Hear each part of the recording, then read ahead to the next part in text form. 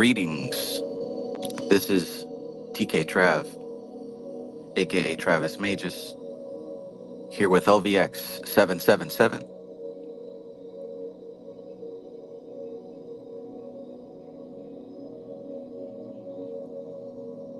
Let me know if you can hear me, if the audio is coming through clear. If so, then we'll begin.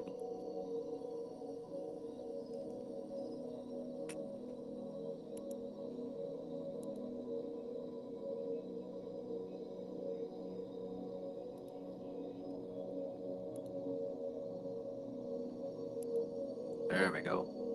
Audio's good. Audio's good. All right, peace and greetings to all my friends. Peace, peace to all my favorite people in the universe. This is a late live stream, but we're still going to do it. We've moved on to part 2 of A Practical Guide to Qabalistic Symbolism. And we were talking about the soul, also known as the individuality. And we're going to talk about now, we were just talking about the structure of the soul. Now we're going to be talking about the influences upon the lower self, the personality. So hope you're ready. Let's get locked in. Go all the way. Wraith636, peace, peace. Welcome, welcome. Mysteries Ascent. We got to do it, got to do it. Proteus, Seer of Eons, peace, peace. Angela Bailey, peace and greetings. My Gnosis, peace, peace, my friend. Peace. You know that clip about that whole selling your soul thing? That's been on my mind this whole time. I think I might actually do a video on that. Peace to you. Hope you're having a good night.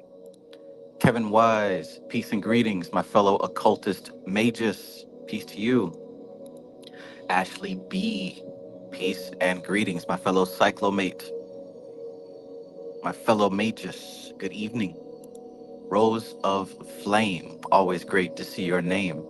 Peace and welcome. Your energy is appreciated. Benjamin 37, peace, peace. Beautiful to watch your evolution on this path. Good to see you, brother. Good to see you. Good to see you. All right, so yeah. Zero just came to say hi. Let's be our real selves and good luck on your things, guys. Absolutely, absolutely. I haven't seen you in a long ass time, Zero. Welcome. All right, so yeah, it's late enough, even though time doesn't exist. But we're moved on to part 2. Had some things I need to take care of first, but now those things are taken care of. We're jumping right on in to the 21st path. I was so excited about the 23rd path that I damn near forgot about the 21st. But, you know, we'll see what happens. We might do both. We might do both. Because when you look at the whole structure of things, right, we're going to be covering this path here first, and hopefully this path here right afterwards. But speaking of the structure, we're talking about the soul. We're talking about the soul right here. We're talking about the lower self, the individuality, the mind, right? And we've described, remember, the support beam, where consciousness, where spirit presses down into matter, and that support beam, that strength converts that energy, breaks down that consciousness into something that can be dispersed into matter, much like the prism of white light going into the prism and being scattered into color. That's the role of this part of the soul. And then, of course, we've got the whole mercy and severity aspect, the building up, the breaking down, justice. The Hermit. Is that the Hermit? I'll double check in a second.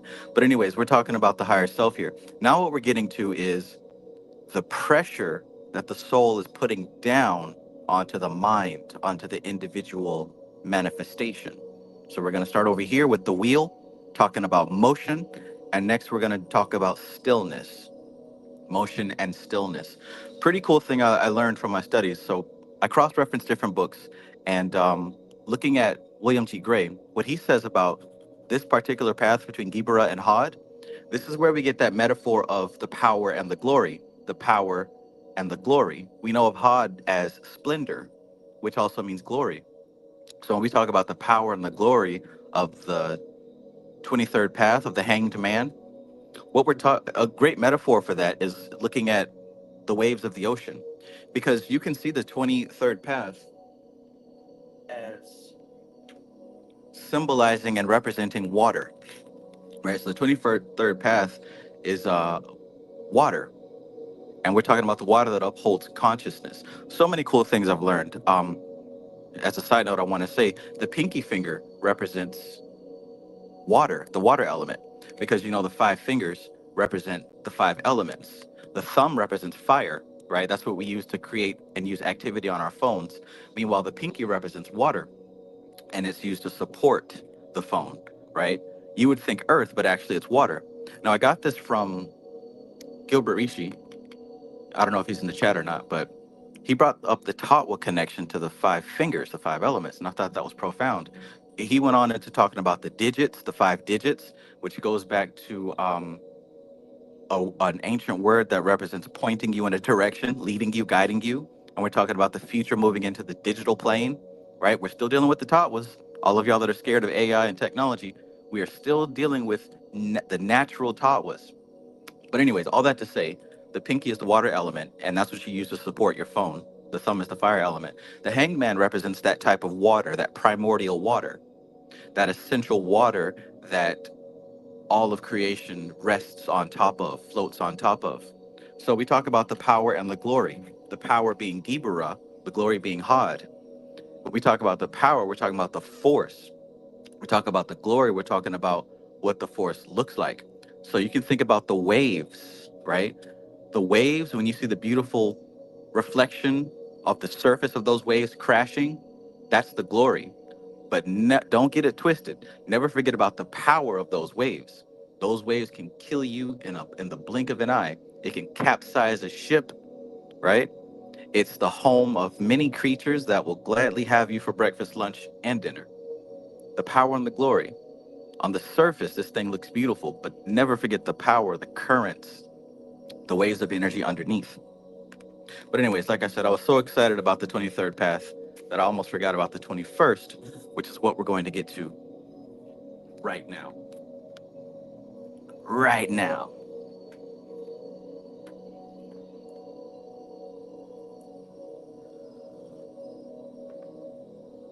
All right. Who got to work in the morning? Who got to go to bed early?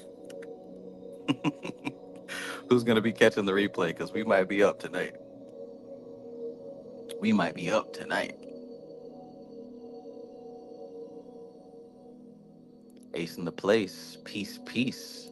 Monica Lawan, peace and greetings. Tata, peace, peace. Let's get this thing going.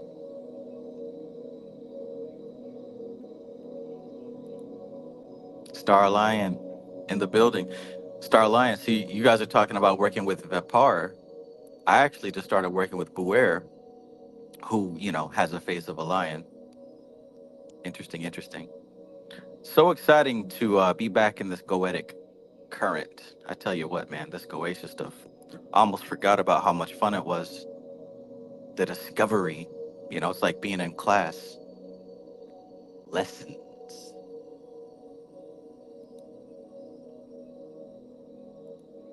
Night owl life. Speaking of which, right?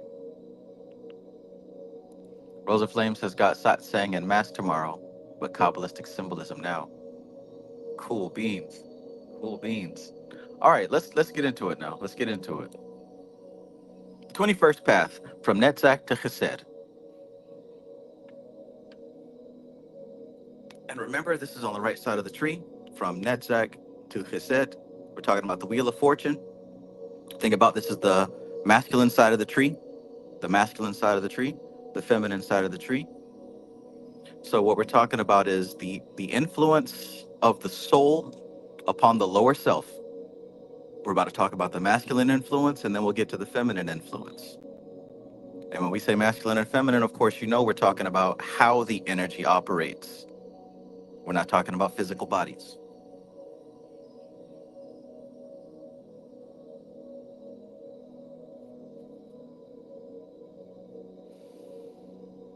So the key is Kaph, the palm of the hand.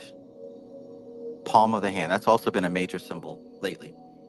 Me working with Hasta and doing my mantras for the Hasta Nakshatra, which is also symbolized by the hand. Spiritual significance is Jupiter. Jupiter. And what is the tarot card that is associated with Jupiter?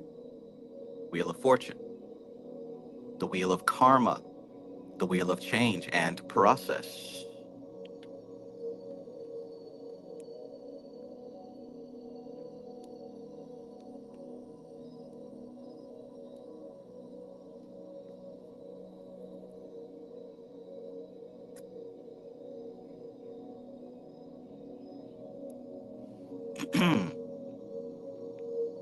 The theory is Lord of the Forces of Life. 10, the Wheel of Fortune. The colors are violet, blue, rich purple, bright blue, red, yellow. The text, the 21st path is the intelligence of conciliation and reward, and is so called because it receives the divine influence which flows into it from its benediction upon all and each existence.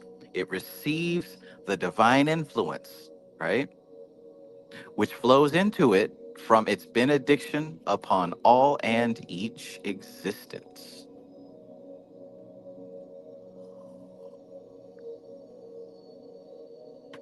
The tree is all connected. No part is separate from any other part. AB, peace and welcome. Jax, back once again. Good to see you. Good to see you, Jax. E-Town, peace, peace. 1. This is a path which connects individuality and personality, higher self and lower self. Connects individuality and personality, apart from the organic fusion of the two in the Sephirah Tifereth. Chesed represents that part of the individuality where the pure image of what the individuality intends to be is held. So Chesed, right, the blue sphere, Jupiter, that represents the part of the soul where the pure image of what the soul intends to be, what it's supposed to be, what the highest aspiration of the soul is to be held. Why is that? Because we know that Chesed borders upon the abyss, and the abyss, Doth, Chesed, is the closest thing that will get to the supernal triad while we're in manifestation. Of course, you guys know that already. So Chesed represents that part of the individuality where the pure image of the individuality intends to be is held. This image should be a true reflection of the will of the spirit, the Sephirah into which the influences of Chesed flow via the 21st path is Netzach, representing the creative imagination and higher emotions within the personality. The creative imagination and the higher emotions. We're talking about Netzach. If you don't know, write it down, highlight it. The green sphere, Venus, Netzach, the beautiful woman, represents the creative imagination and the higher emotions within the lower self, the personality. Thus, the potencies of this path are responsible for the ideals and aspirations which capture the imagination of man. So what are we dealing with here? What did he just tell you in the first verse? Looking at the structure of the tree, we know that this Sephirah is the closest we're going to get to the upper triad, to the purity of the spirit of the Most High, of God itself. Now, of course, we got this deep chasm, what we call the abyss, that is damn near impossible to cross. But the closest we'll get to God is in the layer of existence that we call Chesed. Now, this particular path that we're talking about right now connects that ideal representation of the soul with our highest imaginations and creativity and aspiration. So that's what this path is representing. Just get the layout in your mind. If you don't know this stuff, just get the layout. The map helps so much, doesn't it? My gnosis says, the ascended masters. Yes, yes. Now, you're right. And I also want you to consider what was previously said, not only in this text, but also this text. The connection between the ascended masters is actually in Hod. Now, why is it in Hod instead of in Netzach? We're going to get into it in this chapter, but as far as why is it to Hod It's because of Tifereth. It's because of symbolism and representation. The ascended masters, just like everything else outside of above the soul or above the personality, doesn't communicate with us directly. It communicates with us symbolically. And what better of a symbol to have any human being follow and trust with love and grace than the personal savior, the soul itself. And also the ascended masters were able to maintain their existence outside of the soul and outside of the individuality. And so they're able to communicate, and this part is my thinking, this part is my deduction. From what I studied, I believe that the ascended masters are representatives of specific souls, and they're able to communicate through that group soul to individuals who raise themselves up enough to hear them. So in other words, we've got this soul with a bunch of incarnations. One of those incarnations happened to become an ascended master, and the way that that ascended master can continue to help Malkuth develop and grow is by reaching back and communicating with one of its incarnations that have reached a level of understanding. Now that part is what I put together, but we'll see what happens.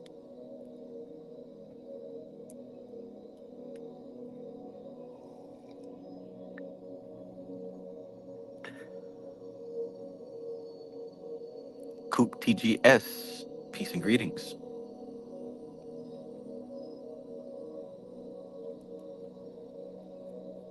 Like I said, that's my breakdown.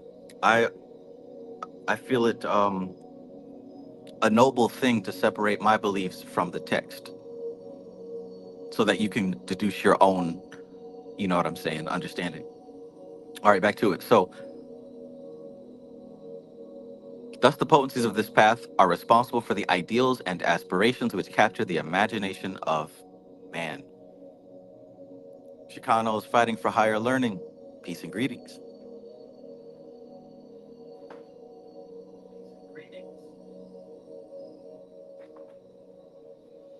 I feel like one day you're gonna create a school or something. You're gonna have some type of structure that is gonna help a lot of people.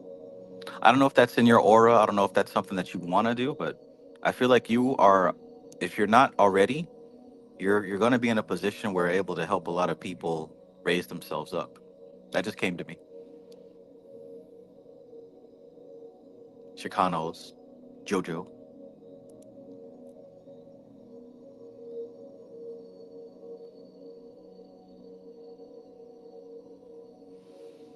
2. Foremost of these, perhaps, in Western European man is the ideal of the quest of the Holy Grail. This ideal can affect a man in many ways and may even be viewed under entirely different symbolism. A literary example is Harry Street in Hemingway's The Snows of Kilimanjaro, who, reviewing his past life as he is dying, is haunted by the story of a leopard found dead on the slopes of Kilimanjaro.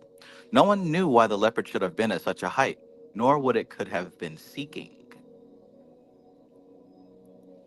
My gnosis says, hit the like button. Hey, listen, hit the like button, guys. You can literally double tap the screen and it'll like the video. Try it. Try it and see if it's right. My gnosis says, peace to everyone trying to make it home out of this thunderstorm. Hop back on soon. All right, all right. Be safe, man. Be safe. No, no, no. We came up with another word, right? What was it? Be slippery? Be I don't remember what it was. Because we can't say good luck, right? We can't say be safe out there. What does the occultist say? Be greasy or some shit. I already forgot it. Veronica Archaga. Peace, Veronica. I love you. Hope you're doing well out there, Veronica. You are a wonderful and amazing person. There it was. Let the force be with you. May the force be with you. There we go.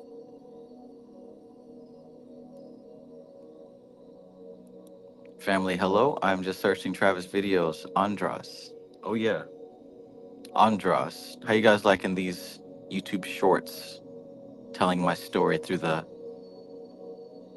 of the Goetia through the YouTube Shorts. Hope you guys are enjoying that. I don't know why this never occurred to me before, but I'm having a lot of fun making these shorts. A lot of fun. It's been a while since I've been able to really just be super creative and express myself like this. So I hope you guys are enjoying it. El Shaddai, peace and greetings. Peace, peace.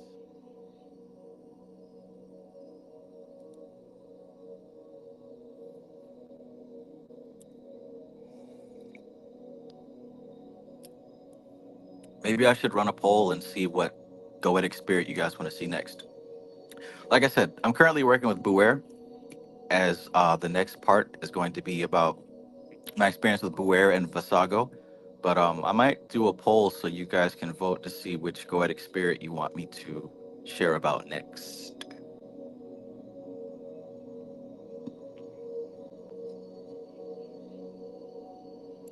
Oracle Weird says, love hearing about the processes and similarities of mine.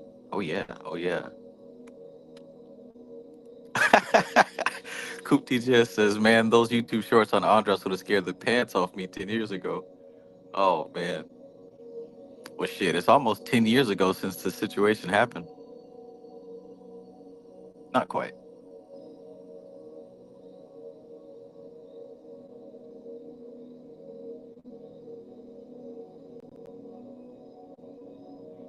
All right, back to it. Back to it. And I'm very happy that you all are enjoying it because, like I said, it's a whole lot of fun for me, and I'm going to keep going with it. Not to mention the algorithm is enjoying it too. So, number 3, the influence, we're talking about the higher self and its influence on the lower self, right? So, the influence acts primarily upon the emotions and is that undefined yearning which impels men or women to set out on a quest. What the what the search is for may not clearly be known, nor yet whether the thing sought for even exists.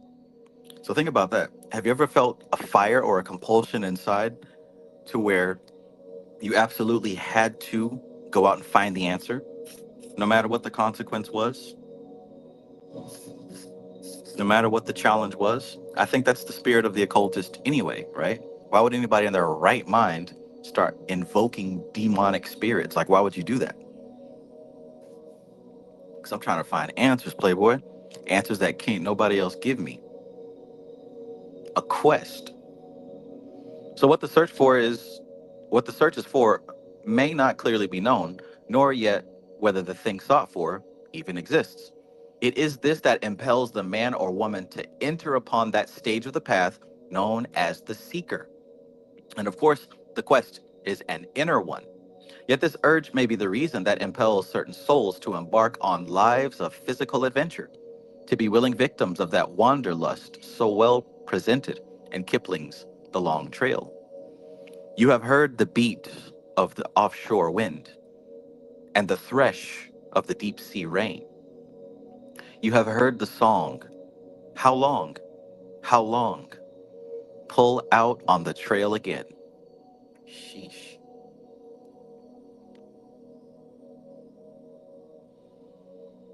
Hmm. Sheesh.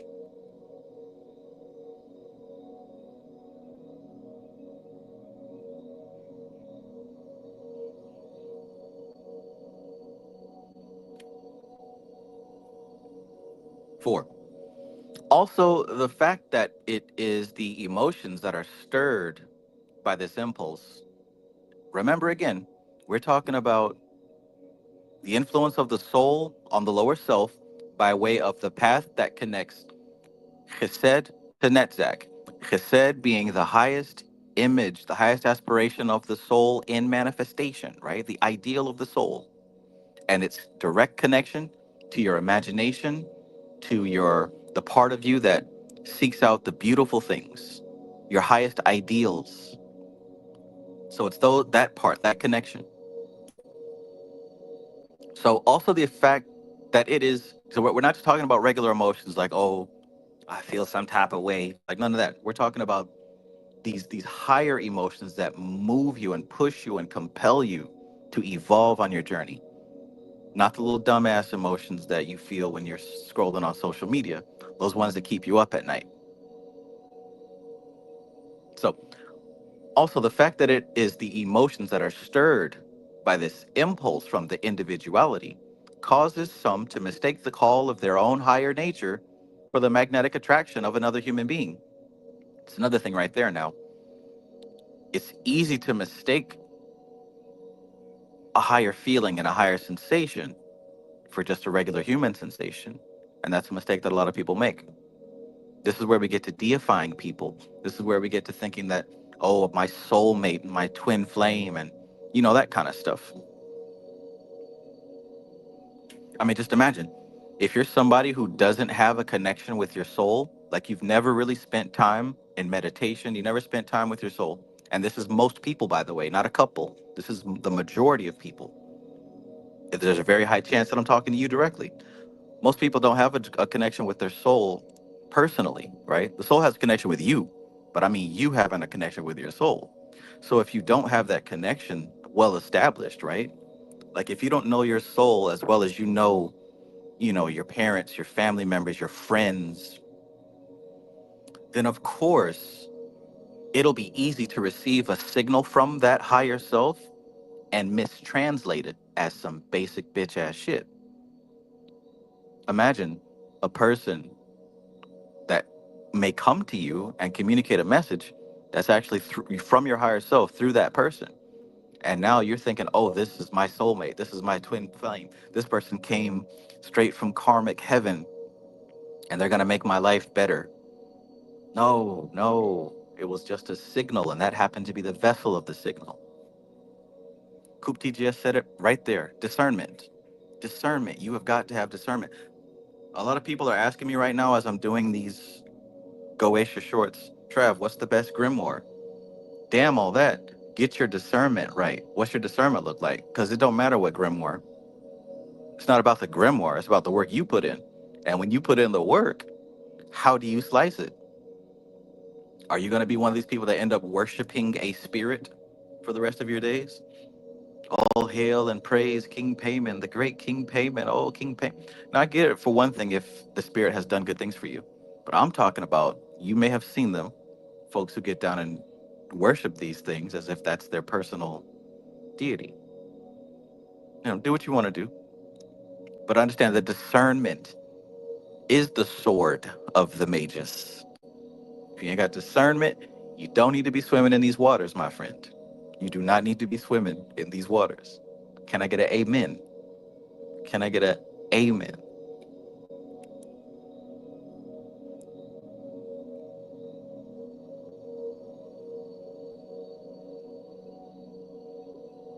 Can I get a hello? Willie, Willie, you kind of spit when you talk, man. That's the Holy Spirit. I don't spit it. So that's the Holy Spirit spitting, not you? Automatically, systematic. That Holy Spirit spitting a lot. Automatically, systematically. That's the Holy Spirit, right? Hello. Yeah, you know what time it is.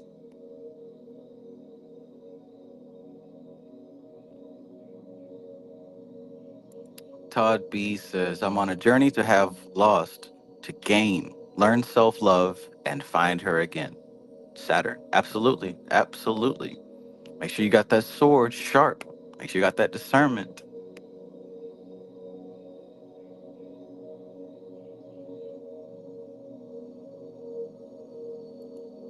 Rosa Flame says, like worshiping your neurosis. Right. Right.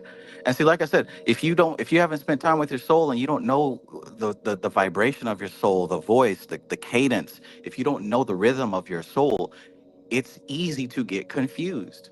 Right? Now I poke fun and I make fun because I'm trying to stimulate an emotional response in you. But this is a serious thing. If you don't have a relationship with your soul, it's easy for you to get confused. I still have all of my notes from working with the Goetia. And one of my biggest questions in all of my YouTube career, people ask me, is how do I know if I'm working with the right spirit? How do I know if I'm not being deceived or if it's a counterfeit spirit? How do I know? How do I know? Well, guess what? You've got to know your soul.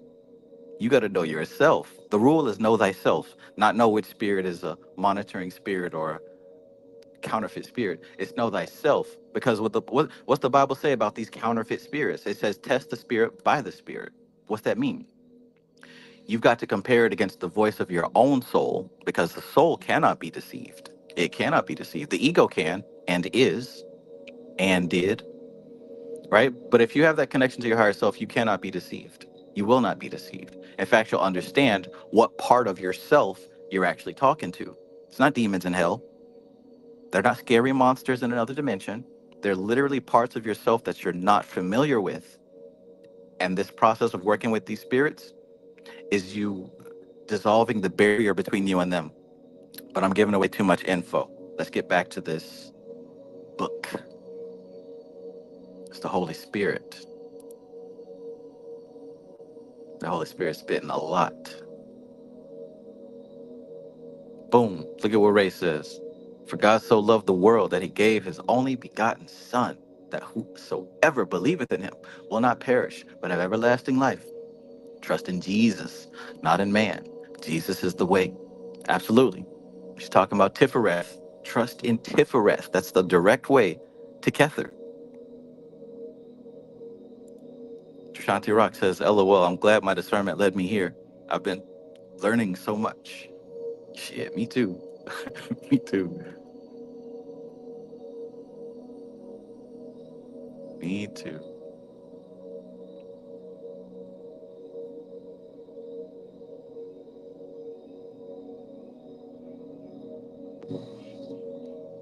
Ryan Jamal, peace, peace. Ryan Jamal says, I know my soul led me to this live because I most definitely needed this. Tata says, Tifereth are a vibrational escrow. Precisely. Precisely. Right? I'm telling you this because I did it myself, because I know what the hell I'm talking about. This ain't something I picked up off of somebody else's video and started to do a live stream like these other folks do. Sips tea.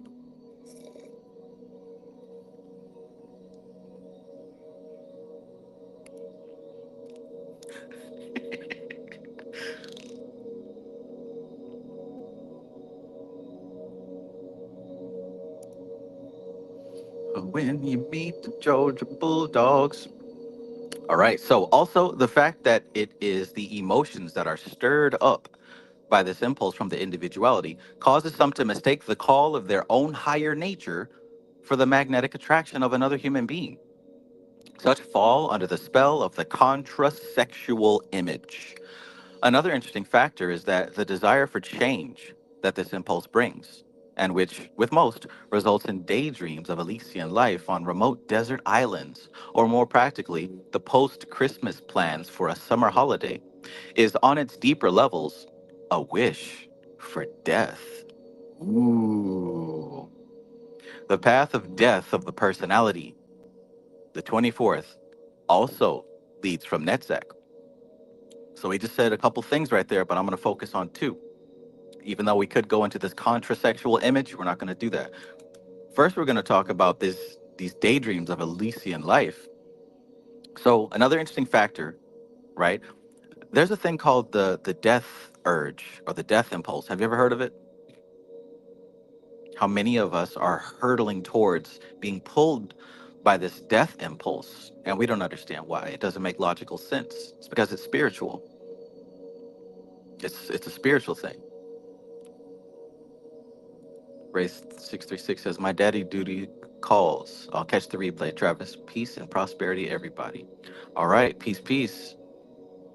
Have a good evening. Peace to you and your little ones. So this death urge, right? It is a force. It's a cosmic force, and it's going to represent itself in different ways. One of them that it can represent itself as is what he spoke about earlier, be going on this quest. Because what are we really on a quest for? We're on a quest to find the soul, and guess what? Finding the soul means death of the individual. Uh-oh. If you're scared, go ahead and leave. If you're scared, go ahead and leave. Finding the soul means that the individual must die. You know that, right? It's the individual that is temporary. And let me get the words right. When I say the individual, I mean the personality. The personality, the ego, the lower self must die.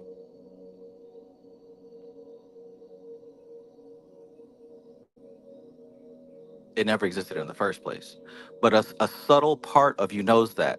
What's the subtle part? The soul. The soul that is operating within you. The soul that is operating within you knows that the lower self must die. It's not even real. It's false.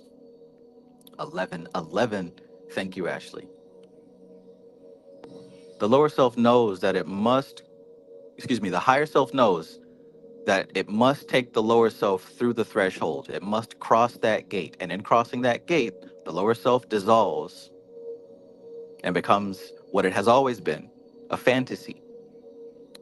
Now, that part of us that's pulling us towards this desire to know, to learn, that same force can also manifest as this constant daydream of a vacation, right?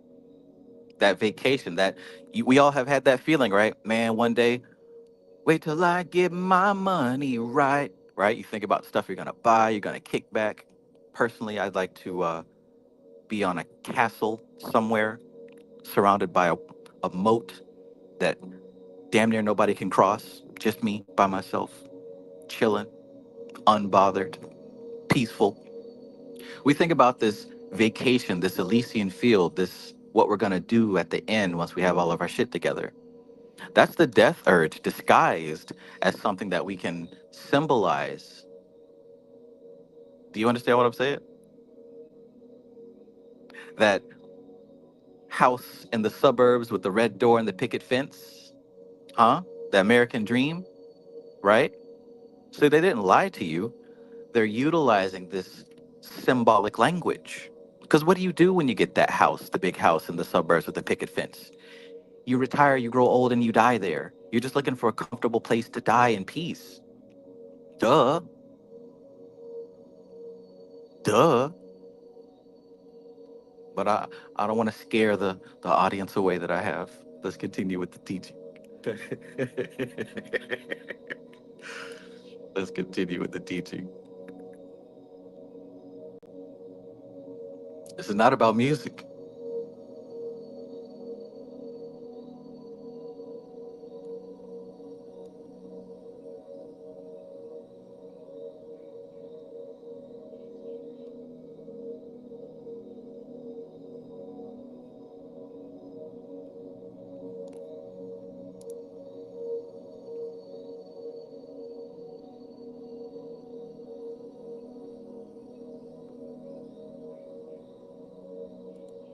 Oh, that's a nice one I hadn't put together. Coop TGS says lower self and soul. Think of the page and the king in tarot.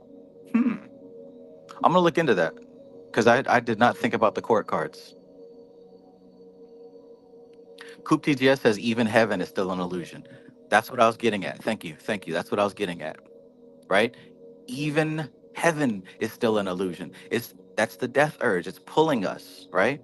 So when you're thinking about what you're gonna do when you get your shit together, when you're thinking about retiring in that big house, right? In my case, when you think about that big castle surrounded by a moat, so no knuckleheads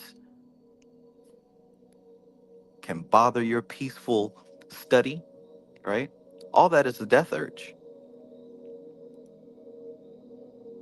Now, the other thing I wanted to mention is what he says here towards that last line. He says, another interesting factor is that the desire for change that this impulse brings, and which with most results in daydreams of Elysian life on remote desert islands, or more practically, the post-Christmas plans for a summer holiday, is on its deeper levels a wish for death. The path of death of the personality, the 24th, also leads from Netzach. So that's the other part that I wanted to say. This is why that's not so far-fetched. Because look, even though we're talking about this path coming out of Netzach, there's also this one, the 24th path. And what is this path right here, the 24th? That is literally the death card. The pale rider on the pale horse. So why is it that the imagination leads us to death? Because like I said, we're talking about the death of the ego, the death of the lower self. In order to find and reclaim the soul, you've got to release this lower self, this thing that don't even exist, that everybody's so caught up in.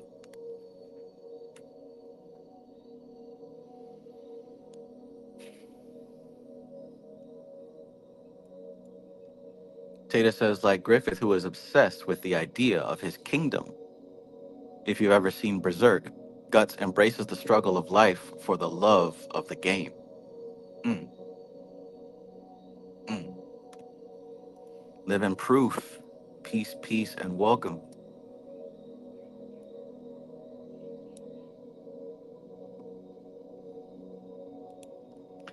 Chicano's Fighting for Higher Learning says, is rest close to death? So, if I had to assume, I guess you're talking about the tarot card, which would be the Four of Swords. So, yeah, I guess you could say, well, maybe. The four is Chesed. We're going to be talking about Jupiter, which is the path that connects this, which is connected to the path that we're describing. So, maybe. Rose of Flame says that mini triad there, too. Oh, yeah, yeah, yeah. That's right.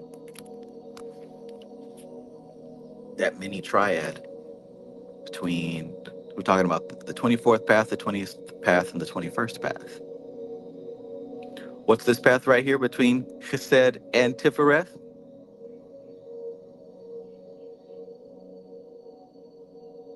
Are we dealing with privacy and isolation? Are we dealing with going within? All these going within cards. Somebody knows it. This little light of mine, I'm gonna let it shine. Oh, this little light of mine. Well, somebody knows it. Anyways, interesting triad we've got right here.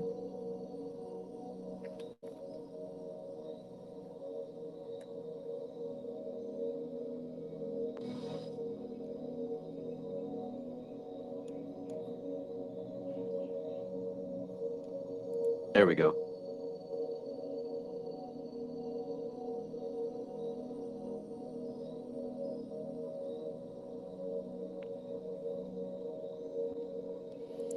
Chicano's Fighting for Higher Learning says, I meant like resting psychological techniques and near-death meditation.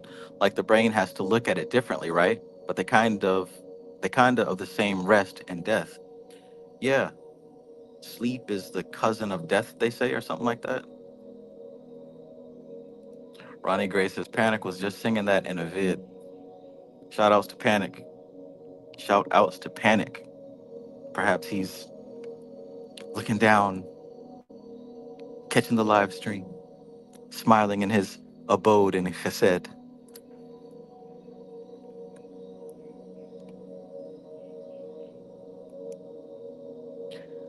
But yeah, absolutely, Chicanos Fighting for Higher Learning. Because we got to understand, it's just the ego that likes to play dumb. The subconscious mind knows what time it is.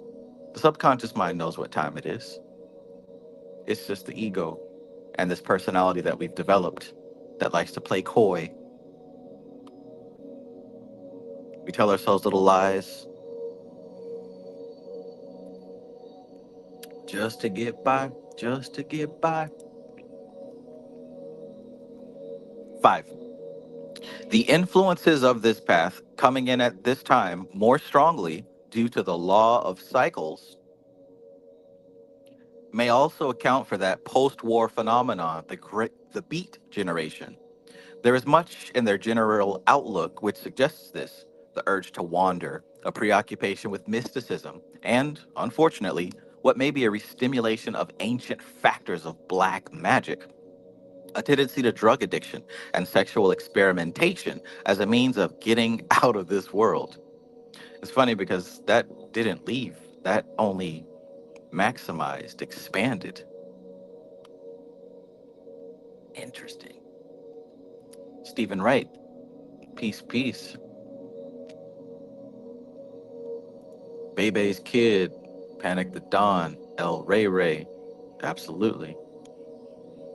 Rosa Flame says some of those beat authors were occultists. Hmm, hmm. Cosmic Puzzle Piece says, verse 5.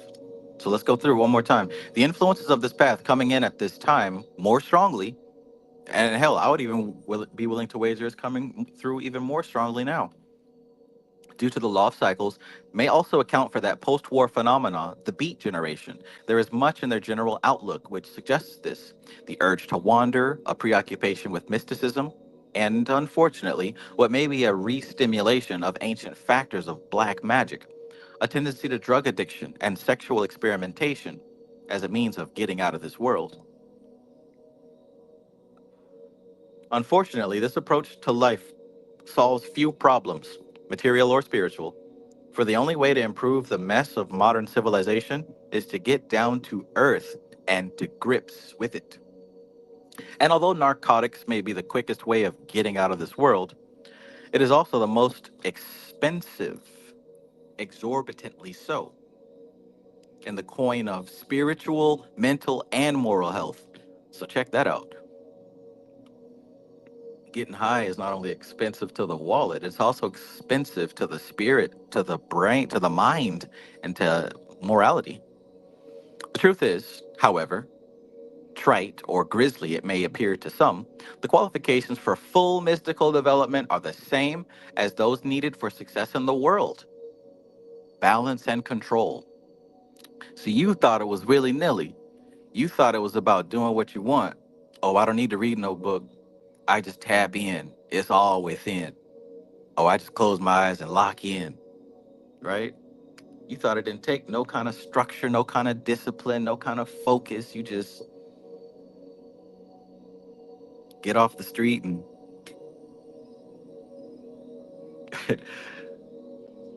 the qualifications for full now, you can tap in a little bit now, but for full mystical development, the qualifications are the same as those needed for success in the world. This ain't no different. This ain't no different, Playboy. This ain't no different. You got to put in the work, right? Balance and control. Drugs achieve neither. Neither. Let me watch the viewer count and see how many people drop off. Watch my shoes. Moth Ra, peace, peace. Kevros, SS God, peace, peace. No Face Divination, peace and greetings. Rosa Flame says, just sucking down light code activations. Right, and calling it spirituality. And calling it spirituality. El Shaddai says, mushrooms and cannabis is great. Absolutely. Absolutely. And I would assume that the people that are able to understand this information also understand that we're mostly talking about things done outside of moderation. You can do what the hell you want. But outside of moderation, let's be real with it. It's one thing to do shrooms or smoke and have a spiritual experience. It's a whole nother beast to believe that you have to smoke and you have to do shrooms or DMT or whatever, that you have to do those things in order to have a spiritual connection. It sounds ridiculous, but there's a lot. I've met people who feel that way. The only way they can really tap in is if they, you know, spark up the feeling. Yo, done sparked the Philly. Baby's kid says, do my mixtape for the toilet. Do my mixtape for the toilet, man. Tell me this shit fell out your pocket, man. Hey, Skinny, man. You tell me this shit just fell out your pocket, man.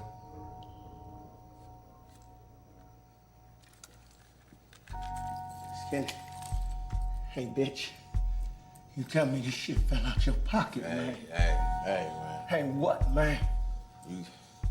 You know what you could do. What can I do, man? You tell me what I can do, man. Tell me this shit fell out your pocket, man. Tell me this shit fell out your pocket, man. Y'all know I had to upgrade, man. I had to upgrade. This is a new dimension. We have shifted timelines. If you didn't notice, we in a new timeline with this thing. The Lord gonna see to it. We're gonna do this thing right.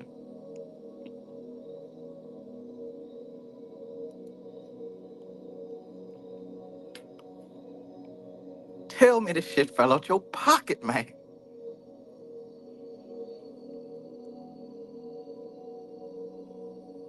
Drugs achieve neither.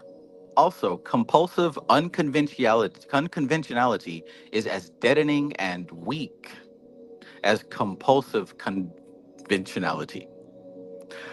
One being the reflection of the other. Okay, so also compulsive unconventionality is as deadening and weak as compulsive conventionality. One being the reflection of the other. So doing things strictly by the book, simply because it's by the book, is just as weak as trying to be different all the time on purpose, exhaustingly. Both of those are weak, right? There's a fine balance between getting your lesson and being creative and improvising, right? It's a flow, it's a dance, it's an art, it's a science. It's an art, it's a science. It's a new timeline, man. It's a new timeline, man.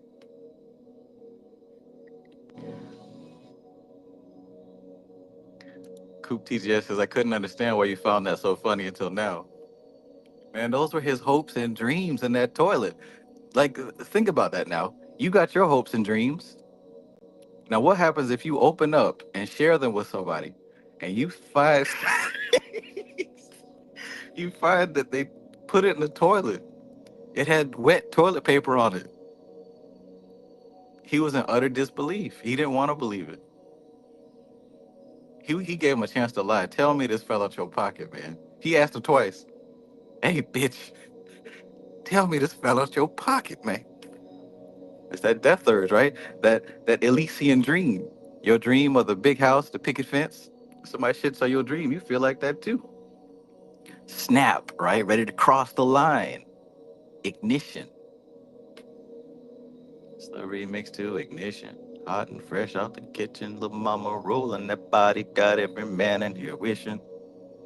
You sipping on coke and rum. I'm like, so what? I'm drunk. It's the freaking weekend, baby. I'm about to have me some fun.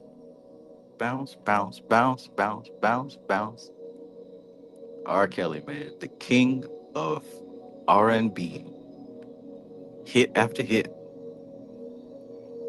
Coop TGS says that scene definitely made an impact on him. Shift to him on Rohan being schooled by a molecular biologist. Hey. Let's keep going. Ah, goodness gracious. I already knew what was going to happen. So, compulsive unconventionality is as deadening and weak as compulsive conventionality, one being the reflection of the other. So it's an art. It's not dead by the book. You'll see people saying, oh, well, that's wrong. You can't do that because it says X, Y, Z. No. You read these books and you follow what's written so that you can see what the author's trying to show you. Once you actually see it, now it's yours. It's not yours until you see it. Like what I said about the soul. You can hear about the soul, but what happens when most of the shit that you're hearing is hogwash and poppycock? They sold their soul to the Illuminati. That's why they're rich, because they sold their soul. Like when you really learn what the soul is and when you have a connection with your soul, you sound out how stupid that sounds, right? They sold their soul. That's where the money came from. Who did you sell it to? Right? For how much money? That's to me, that's one of the stupidest things in this whole occult stuff. That's just me. You can't sell your soul. It is not for sale. I didn't say you That's were holding. stupid, guys. I didn't. Is this camera on me? Yes, it's on. That's stupid. Use your common sense. Don't Forget the blogs. Forget how you feel about me. Hate me if you want to, love me if you want, but just use your common sense. How stupid would it be? You can't sell your soul. Furthermore, no problems are solved by turning one's back on them. However picturesque a posture one may strike in doing so. The emotional urge of the quest may come to any young or old, though, with the exception of those who have led the mystic or occult life in previous incarnations, it is more usual for the urge to manifest in middle age. All right, so that probably makes a lot of sense for most of us here. No, we got some young folks here too. We got some young folks.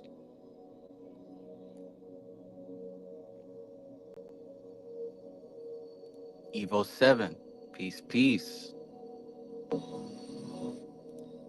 Louis in the building, peace, peace. Philip, what's happening? What's happening? Realm of Lilith, greetings, greetings.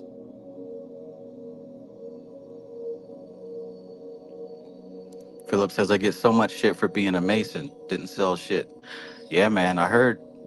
But you know, you're dealing with scary people. Fear and ignorance can be a dangerous combination. Dangerous, right? Don't assume that people understand. Always assume that the person you're talking to does not understand. And that will help you to make sure that you use language that will be the most useful and appropriate. You guys remember going through the phase where you try to unload and dump all of your spiritual understanding on the first person who will listen? After a while, you realize that that's not a good thing to do. Because number one, they don't understand. And at worst, you're probably going to terrify that person. They're going to think you're insane or you sold your soul. Most of this occult stuff, this is actually a new lesson for me. The deeper you go in this occult stuff and the more that you start to understand, the more that you realize that these lessons are for you and for you only. Even as someone who's a quote unquote occult teacher, most of these lessons are personal and personal only. Share what you can, but for the most part, you got to realize that it took you a lot of work to get to where you are to understand what you can understand right now.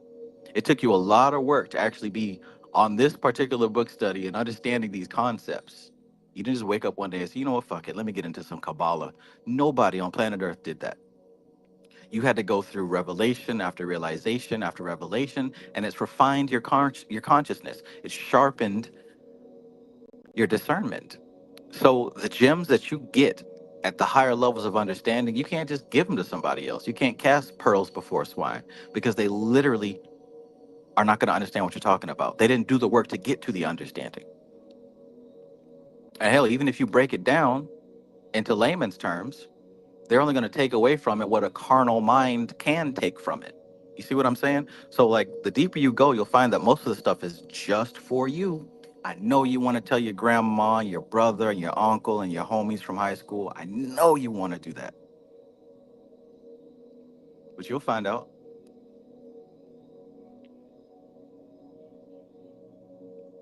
You'll find out if you do that. I want a place to stay. Get the booty on the floor tonight. Make my day. Kingmaker says, true. Can't sell your soul. You can prostitute it, though. Amplify negative emotions for millions to consume for money. No, you cannot prostitute your soul. If you can prostitute your soul, I wonder what it is that you are actually working with, that it can be bent over. Dang, that's a clip I need to get. Ain't nobody bending me over. How do you marry a woman and turn around and let a man bend you over? Ain't nobody bending me over. Yeah, you can't prostitute your soul. Your soul is not even a part of it. The soul is beyond the five senses. It's not something that can be directly dealt with by another person. You can't prostitute your job. Your job can prostitute you, though.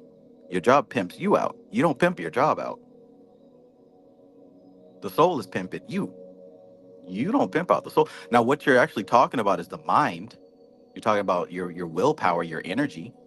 You as a human, as an incarnation, as a person with a brain and morals and a history, yeah, that can be prostituted out. in smart ways and in stupid ways. But the soul has nothing to do with what's going on down here other than the karma that you're generating and hopefully dissolving. I want a place to stay. Get your booty on the floor tonight. Make my day. Make my day. Make my day. Bum bum bum bum bum bum bum bum bum bum bum bum bum bum bum bum bum bum bum bum. Yo, pump up the jam, pump it up, yo, pump it. Pump it, pump it, pump it. Do, do, do, do, do, do, do, do. Philip says, do I have to resummon Andras if I already worked with him before to help me with a group of people trying to start a war with me? Do you have to call your mom in order to get the recipe for that bomb-ass cornbread that she makes?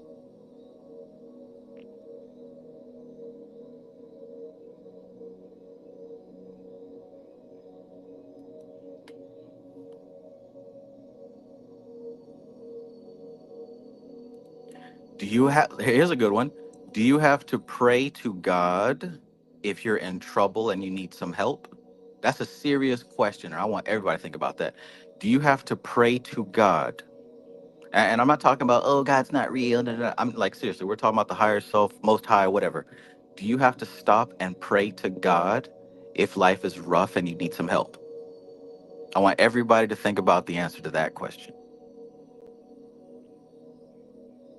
Put on your thinking caps.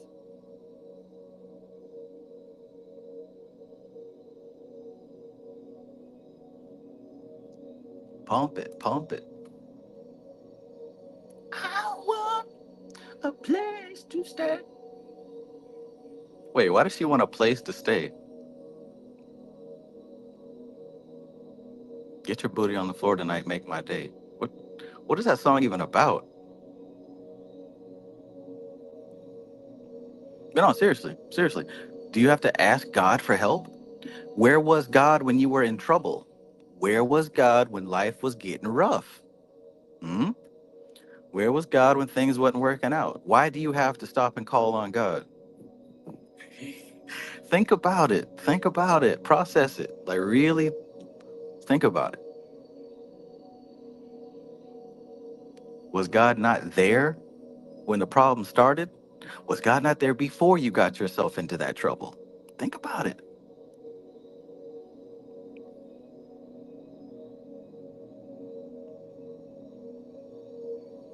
And when you think about it, hopefully you start to understand more about this paradigm, this relationship between these different levels of consciousness. Is this some real stuff? That's a simple ass question, but it's profound if you really think about the implications.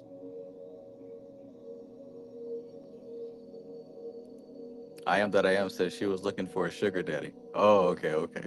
That's why she wanted a place to stay. I want a place to stay. Get booty on the floor tonight. Make my day. Why we gotta make your day? Well, you can't make my day. Why can't we make each other's day? How about that? Coop TGS says, are you even separate from God? Exactly. Exactly. Philip says, I'm starting to see what you're saying. So yeah, like if you don't take nothing away from this so far, please consider how important it is to develop a relationship with your higher self, with your soul. Think about that. Develop a relationship with that higher self, with the soul, because if you don't know what it is. And it's extremely easy to be deceived when it comes to spiritual stuff, right? You got people out here talking about, oh, you're selling your soul. Your soul's going to be tarnished. Your soul. It's very unlikely that an employee can damage the company that they work for, especially a low-level employee, right? Now, of course, you can go to extreme measures, but even if you take a bomb to your job and blow it up, You didn't really hurt that business, right? They're going to build another one, assuming that it's, a national corporation or whatever. The higher self is like the company, and the employee is like the individual. The job tells you what to do. It has given you a task, and you go out and do it. You don't think that the job understands the implications of the task that it has assigned you to do? If something goes wrong, who is the weight fall on? Is it the employee or the job itself? This is a metaphor, and of course there are exceptions, but there's extreme exceptions. I'm not talking about extreme exceptions. I'm talking about you. A place to stay. Make my day.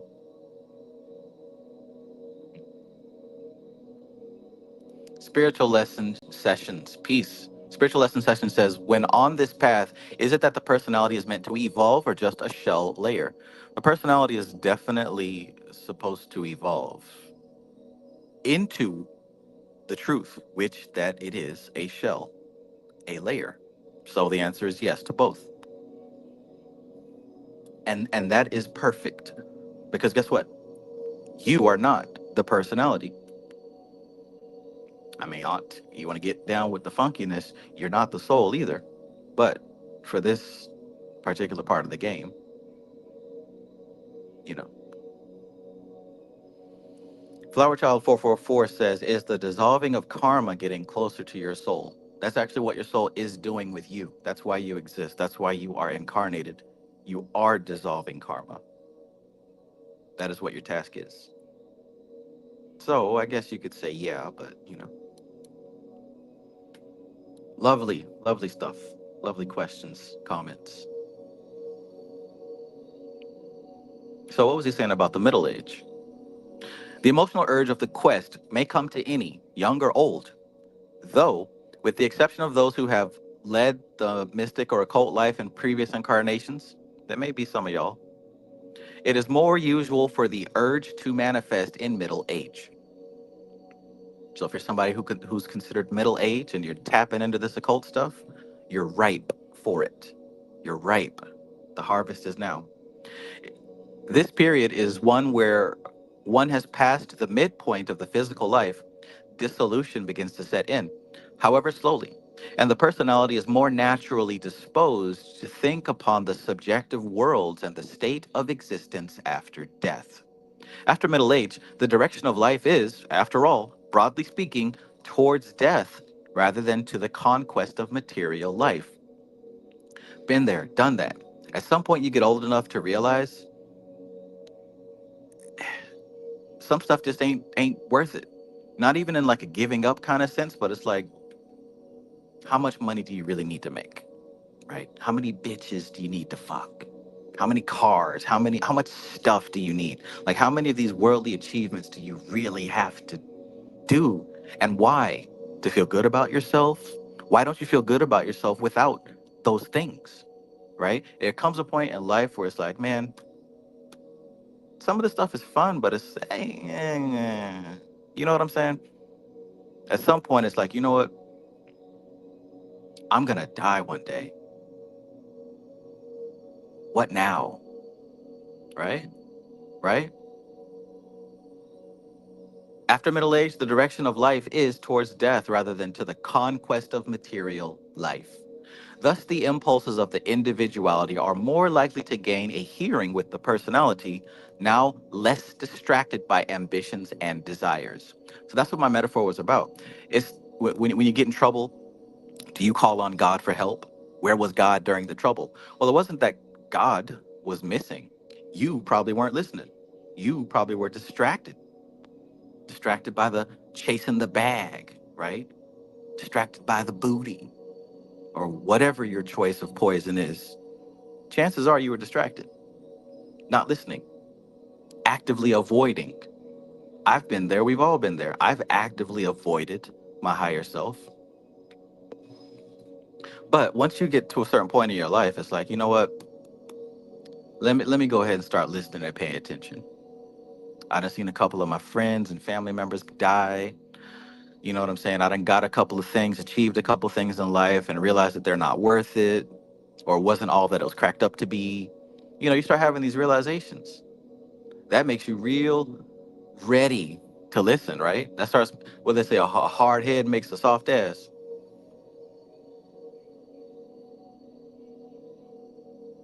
Well, maybe some of y'all ain't old enough to realize that yet, but I know that some of you are for sure.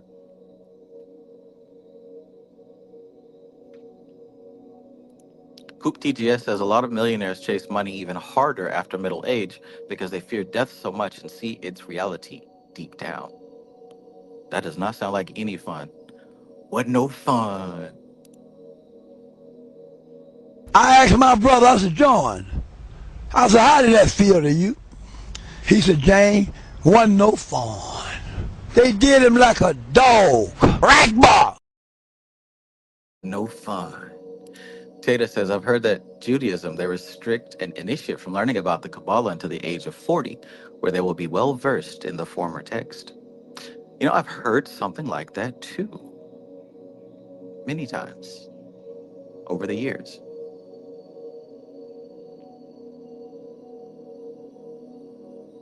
Rosa Flame says, where was God when the West Fold fell? Oh no. I feel like, you know, when you go to search for a file and it says file not found, it feels like I'm missing a crucial piece of meme lore.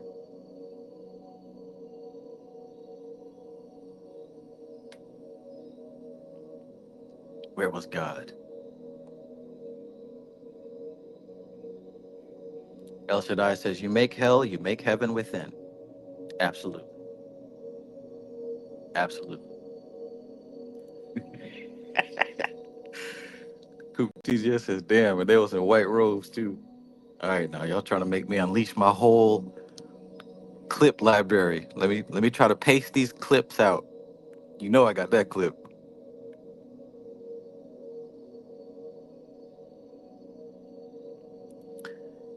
Eric Barron says, there is no man, this guy that is going to save you.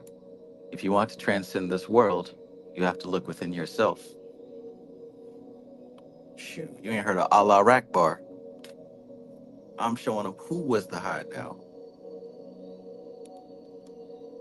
All right, where we at? 7. However, without necessarily taking on the more startling effects of a sudden conversion, the impulsion may be a sudden, strong one, and not the result of a gradual change of viewpoint lasting several years. It may impel the personality to an interest in the metaphysical, even if that personality's mind is hardened into a strongly materialist mold. If such is the case, then the person concerned would probably start off on a scientific approach, going to spiritualist meetings and so on, in order to see if there is any truth in the spiritualist claims.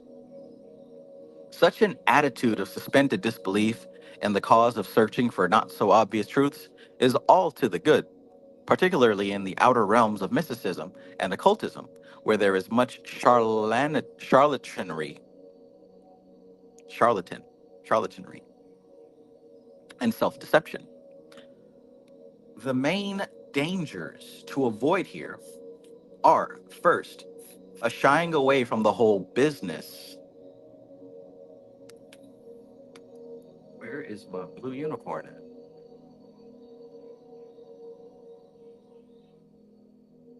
Oh, there you are.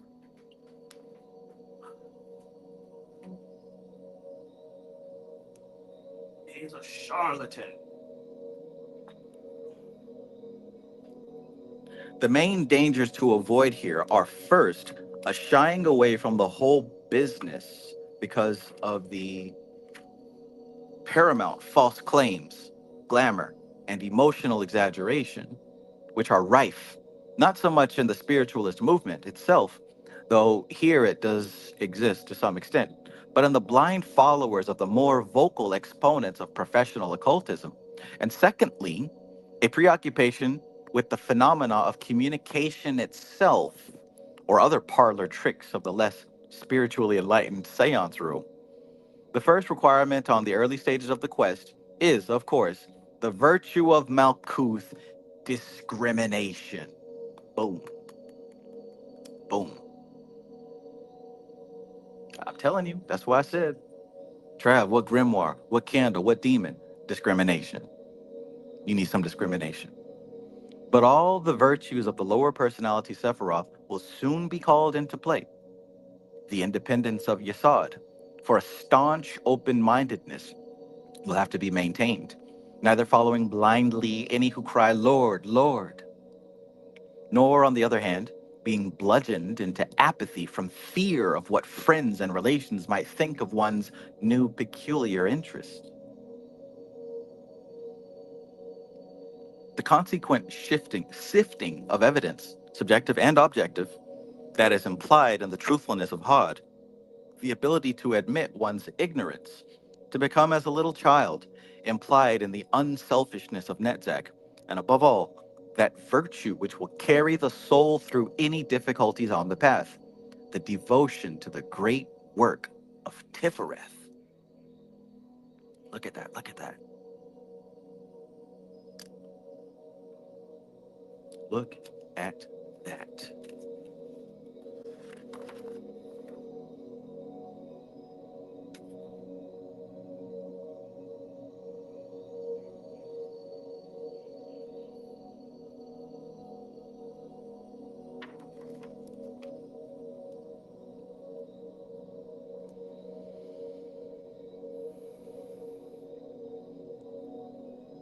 The blind followers of the more vocal exponents of professional occultism and a preoccupation with the phenomena of communication or the parlor tricks.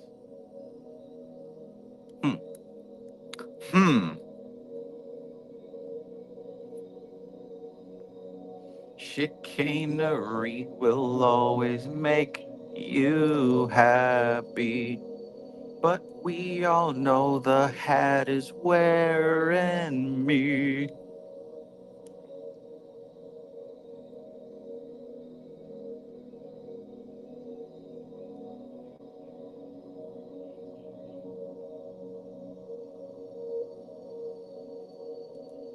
El Shaddai says, much love, Brother Travis. I will go now. Peace, El Shaddai. Peace. Have a good night. Have a good night. Thank you for your time and energy. Be well on your journey. Very well, very well. So, y'all all right? Y'all still awake? Double tap the screen and tell me what happens. Or hit that like button.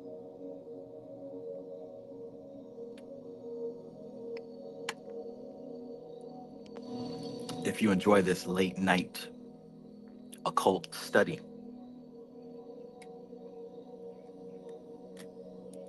Off the back. Off the back. Lovely. Speaking of Hod, 8.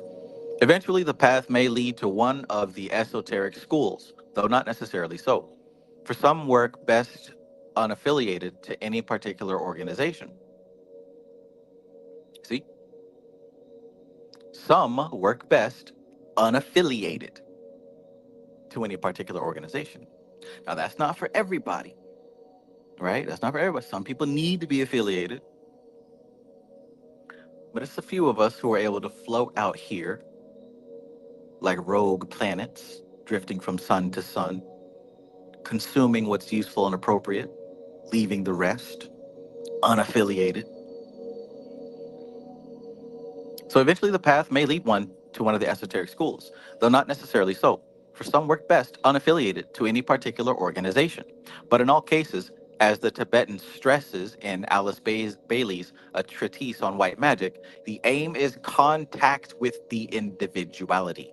That's what I've been saying all night, right? Contact with your soul, getting to know your soul.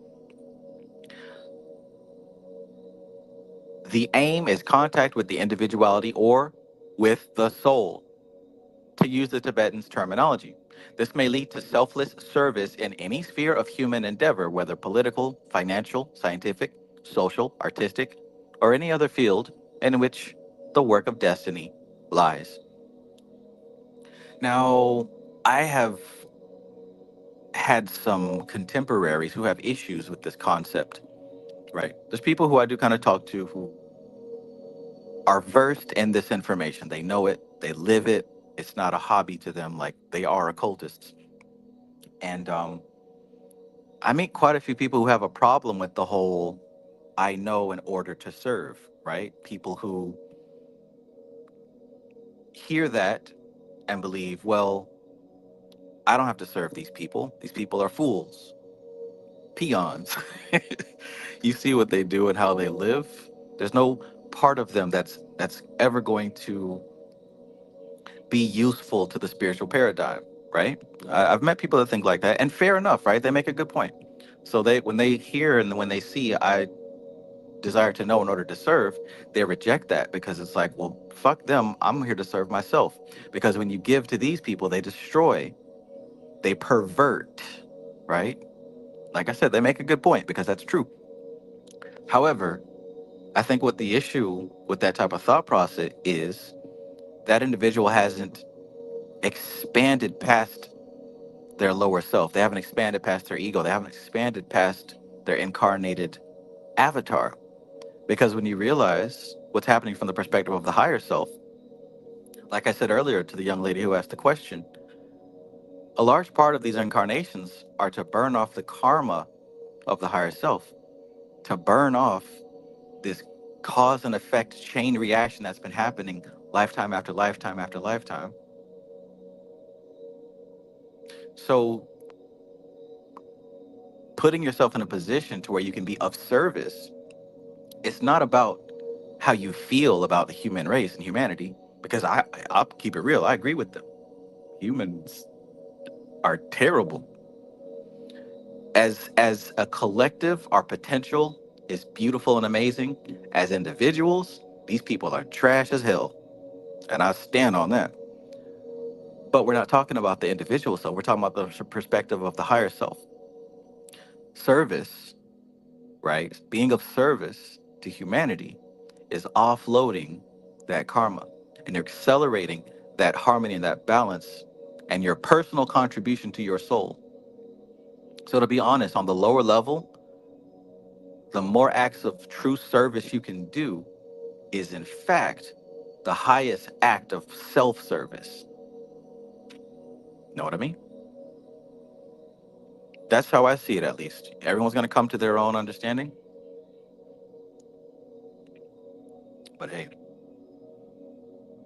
I think some things you really have to sit with, especially if you get an emotional reaction from those things, right? If you get a triggered emotional reaction from something, you're gonna have to sit with it until that emotional reaction dissolves, because it's not coming from a higher place. If you get emotionally triggered, it's not coming from a higher place. Because what's happening is those chemicals are flooding your body and your brain, and you're not able to receive a signal clearly. You're receiving a force for sure, but do you know where that force is coming from? Framestar Films, peace and greetings. Interesting time of entry. I Am That I Am says, seems like they forgot they were once the fool. Right. You know, and the whole thing isn't you serve and be nice so that people can evolve into greatness. No. It's not that. It's service because it's service out of love. You help because you can. That type of thing. You help others because you're able to, right? And in doing so, you offload your own karma. You offload the karma of the soul, because now you're in a position to think outside of yourself. Because you got to think, these folks are not able to think outside of themselves. They're dominated by their hormones, dominated by memories and habits. They call it free will, but they're dominated by influences that they never stop to consider. So they're not able to act in a place outside of themselves. But if you're able to do that, if you've met refinement, if you're able to act and behave outside of the influence of memory and hormones and patterns, if you're able to do that, That's real free will. And if you use that free will to help somebody else, that is most definitely the opposite of bad karma.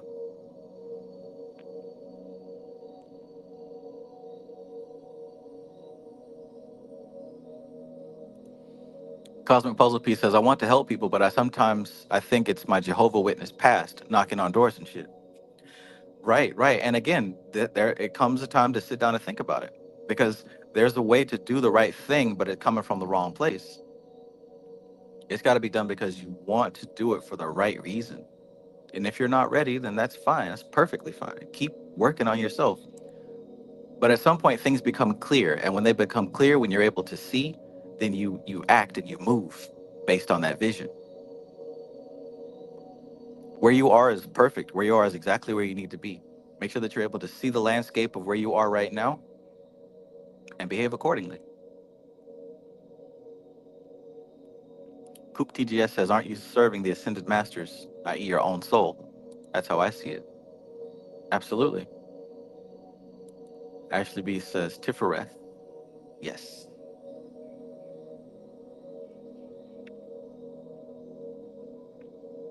Yes, yes, y'all. And you don't stop.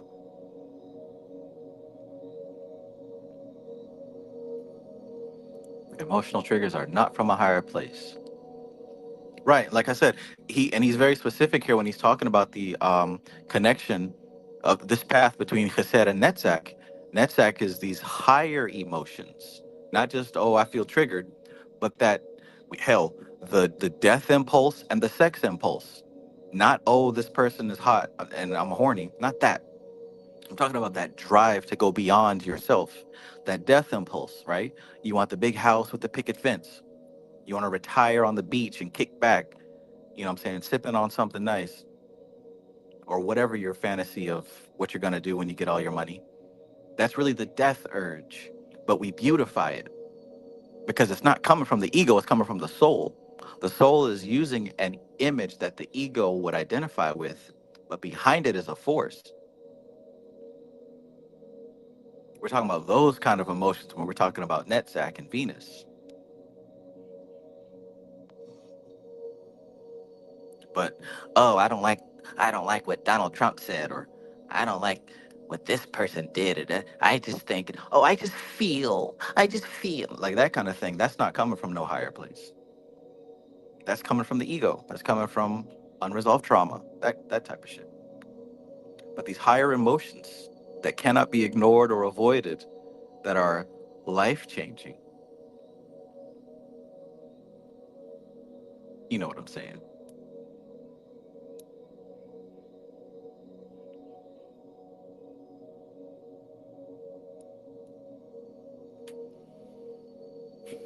Can I get a witness? Oh yeah, we have in church, we ain't going nowhere. GP, are you with me? Cosmic Puzzle Piece. Did Jehovah Witnesses listen to Kirk Franklin? Were y'all allowed to listen to Kirk Franklin? Or was that worldly? I'm genuinely curious. I know when I was young and in the church, they loved Kirk Franklin, boy.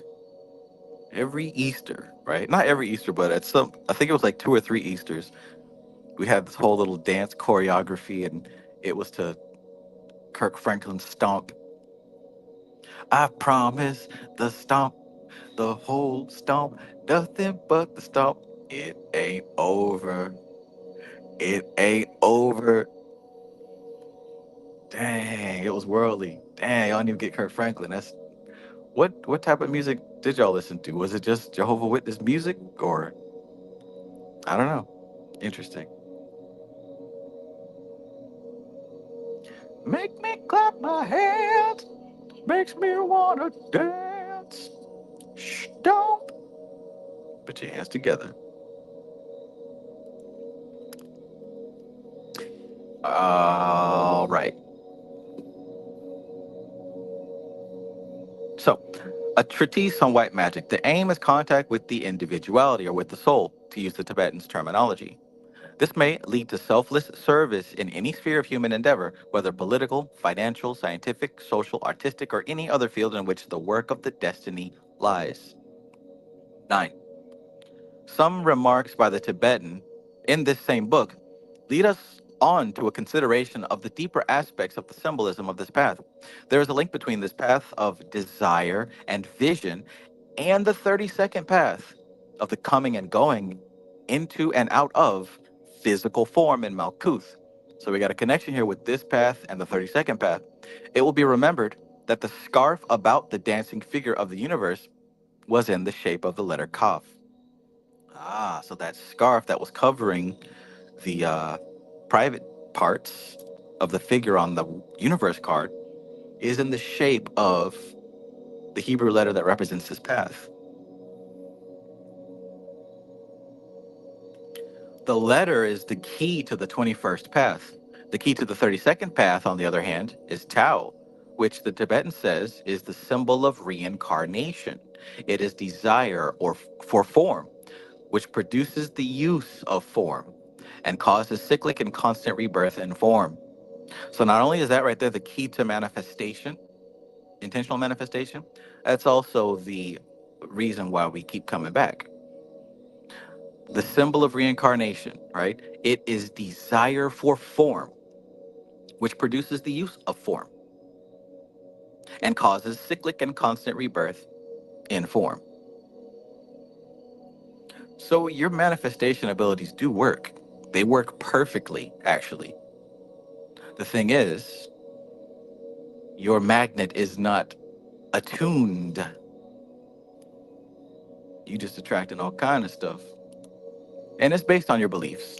It's based on beliefs and habit pattern.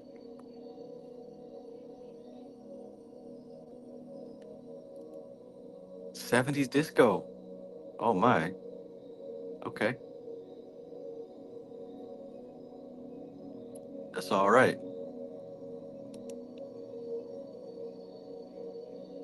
Inner clarity is so crucial. People don't realize it. You are manifesting all the time. It's just the machinery of that manifestation, it's not calibrated properly. You manifesting continuous bullshit, complaining about it, which causes you to manifest it more. It's a skill. It's a skill, man. Can you believe that? And everyone, even you, everyone here listening, is an expert at manifestation. An expert.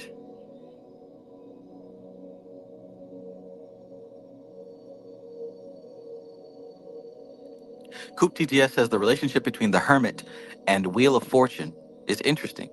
The hand and the palm of the hand. Who's spinning that wheel? Whoa. You know what? I just realized that. Because I mentioned before, I was studying Hasta Nakshatra, Virgo, which is the hand. And then I saw here that Kaph, the symbol for the Wheel of Fortune, it's not the hand, it's the palm of the hand. Difference. Okay, I see. The palm of the hand. So now the question is, like what you said here, whose hand is spinning that wheel? And I think the answer would be obvious, right? Because both of those paths, well, we're in the territory of Tifereth. We're in the territory of the higher self. Yeah, that's pretty awesome right there. See, this is why I love having folks who study and contemplate. Because there's so many different angles to this information. I cannot possibly cover them all. Look at that. Teamwork makes the dream work. I appreciate that. That was cool.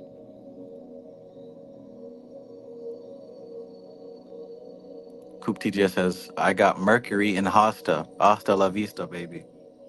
Nice. Nice. If I'm not mistaken, Mercury rules that nakshatra too. If I'm not mistaken. Hasta is so interesting. Kristen told me I needed to focus on Hasta for reasons.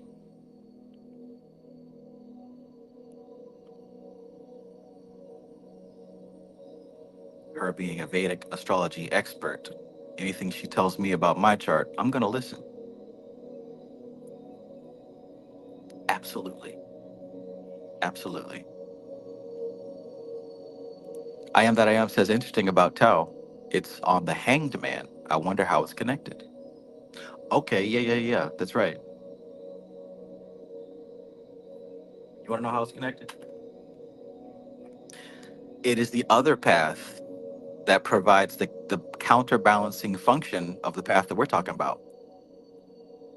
What you mean by that? What you mean by that, boss man? Because we're currently exploring this path.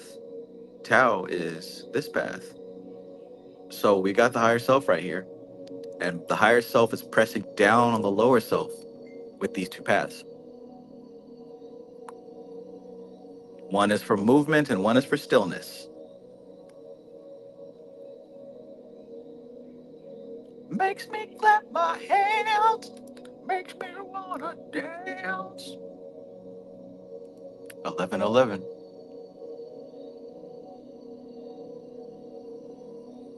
Alem. Rose of Flame says the death card is often shown with a form of Tau cross as well. Wait a minute. Hold on. Let me make sure I get my shit together, because is not Tau the symbol for the 32nd path? Let me check that. That's one I know.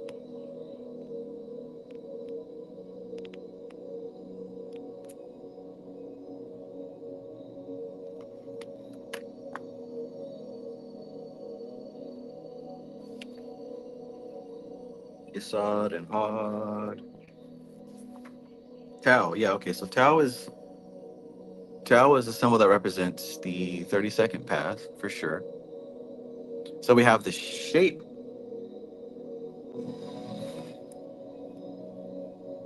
Oh man, see?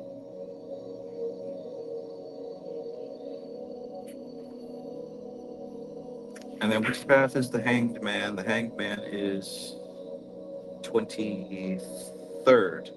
Mem. So the 23rd path is Mem. 21st path is Kaph. So yeah, we see these different symbols or shapes of the Hebrew alphabet in the different cards. And what it's showing is that it's kind of like directions pointing here and there, telling us to go look at the other card that this symbol actually represents.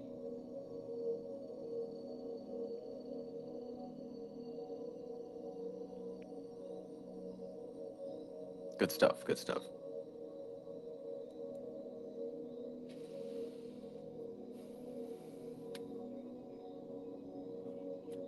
This cyclic and constant rebirth in form is obviously of immediate relevance to the 32nd path.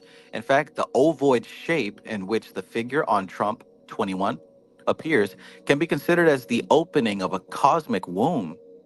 Rebirth is, however, brought about by desire. As the passage from the cosmic doctrine, already quoted at length in connection with the 24th path, says, the spirit, beholding the face of its father until consciousness is weary with its brightness, closes its eyes and sleeps. And sleeping, it dreams of the unfulfilled desires. And so it is born again. For upon the plane of desire, a state of consciousness is a place. And as we desire, so are we reborn. Thus, each man makes his own karma. Yikes. Yikes. So don't ever fix your thumbs to type, I ain't coming back. I ain't reincarnating. That's not up to you. That's up to whether or not you got desire in your heart. That unquenchable desire, right? And hey, it doesn't matter if it's fueled by hormones or fueled by unresolved trauma. It doesn't matter. What matters is that you set that wheel in motion, and it must produce. It must produce. I don't know about you, but it ain't no flames and desires here that are worth continuing on that wheel. That's just me. That's just me.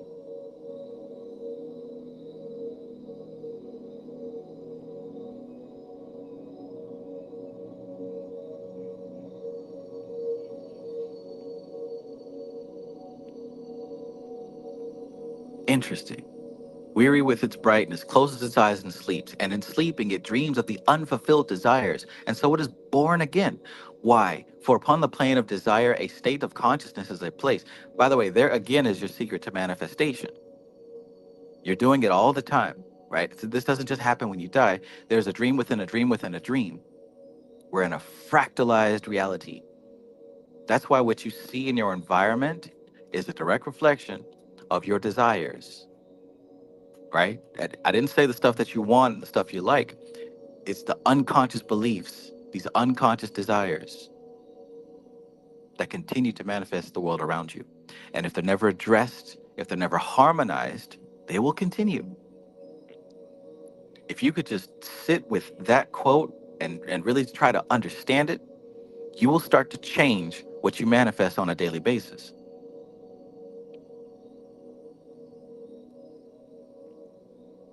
Coop TGS says, who cares if you come back? Do you see yourself as separate from God? That's the main question. True indeed. True indeed. The spirit beholding the face of its Father until consciousness is weary with its brightness, closes its eyes and sleeps. Like, just picture that. And sleeping, it dreams of the unfulfilled desires, and so it is born again. For upon the plane of desire, a state of consciousness is a place. And as we desire, so are we reborn. Thus, each man makes his own karma.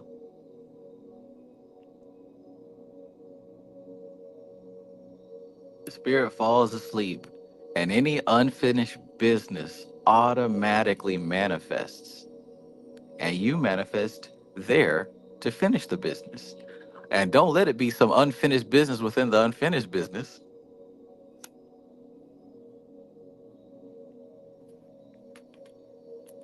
This, my friends, is how the machinery of the universe operates.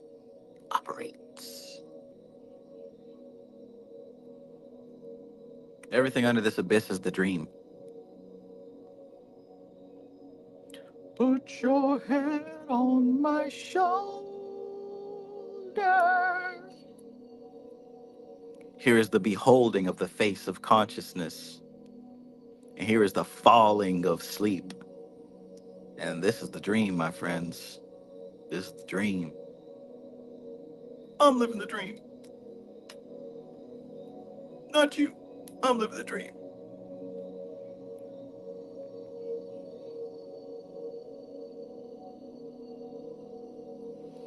Ashley B says the way we dream at night can be a reflection of that. No, absolutely. Absolutely. It's a continuous reflection. Yeah. Yeah. You see it. You see it.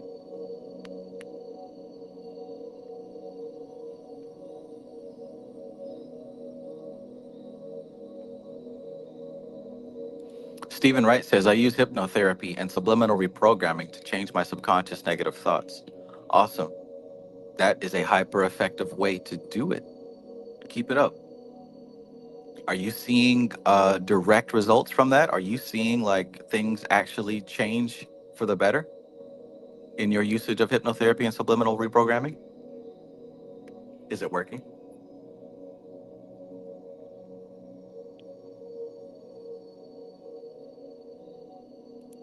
JJ Kazi, peace. JJ Kazi says, recently started reading Ladder of Lights because I needed a good beginner's guide. And man, that book is gold. Have you considered doing a book read of that book, Trav? Not only have I considered doing a book read of Ladder of Lights, I have done a YouTube book read of Ladder of Lights. I even went over some chapters like 3 times. It was so good. Matter of fact, I went through each chapter. There was one book read where I went through each portion about the archangels in one sitting. That, my friends, is a powerful Kabbalah text. I wouldn't call it a beginner's, though. I absolutely wouldn't call it that. But yeah, I would say mystical Kabbalah, get that foundation, then jump on over to Mr. Gray. And what's awesome is they're not part of the same club. So you're going to get different angles of understanding.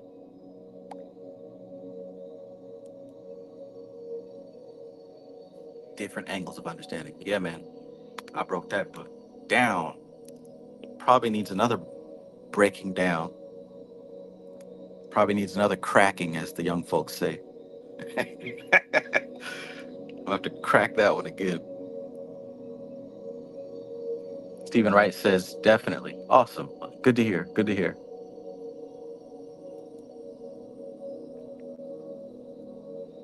$11.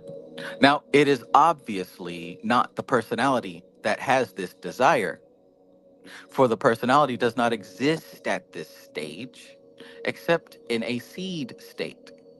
The last personality has been absorbed before, when, as the previous paragraph in the Cosmic Doctrine stated, man undergoes the fifth death and is born into consciousness of the individuality, and lives upon the plane of the individuality, perceiving the face of his Father which is in heaven. Neat.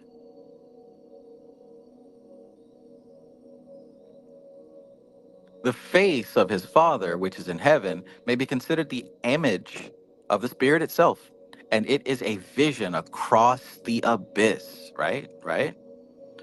Provided that the individuality can function consciously at this level. The Spirit beholding the face of its Father would more properly be termed the Spirit functioning as individuality, or more simply, the individuality. This is clear from the context. So it is the individuality which has the dreams, right? It's your soul, which has the dreams of unfulfilled desires and manufactures its own karma. Listen to my metaphor, right? The soul, the individuality, is the business. The personality, the incarnation, is the employee, right? Your lower self, your incarnation, you pushing carts, you bagging groceries, you working the register. The higher self is the company that you're working for. The soul, the spirit, you could say, is like the CEO, the owner of the business. He's making moves on such a scale that you wouldn't even be able to fathom. The owner, right, the CEO or whatever, is in control of multiple businesses, right? Whether it's Walmart or Lowe's or Home Depot or McDonald's or whatever. There's multiple stores, right? They're all up under the one CEO owner. And within each one of those stores, because the stores is the soul, within each one of those stores are employees of all types. You got somebody pushing the carts, doing the register. You got loss prevention, right? You got HR. You got all sorts of different people dealing with the statistics and logistics and marketing. You got all kinds of different positions, but all of them are employees of the business. All of them are incarnations of the soul. Can an employee sell the business? Can the cashier sell the business? Can the bagger person compromise the integrity of the business? No. So that right there should throw the whole selling the soul out the window. Who's going to buy it? How do you reap the reward from selling your soul, right? But in any case, the employees come and they go. They come, they do their job. Sometimes they quit. Sometimes they're fired. Sometimes they move up. Sometimes they move down. But the business remains long after the employee, long after all the multiple employees. That's the soul. Now check this out. The karma generated is the work done by the employees and the income that comes through. Now, the income can cause that company to expand or diminish, can it? We've seen companies that had to close down physical locations and what's the word when you got to lay people off, layoffs, right? We've seen businesses have to go through that. They still survive, but on a skeleton crew type of sustenance. Some souls are at that level.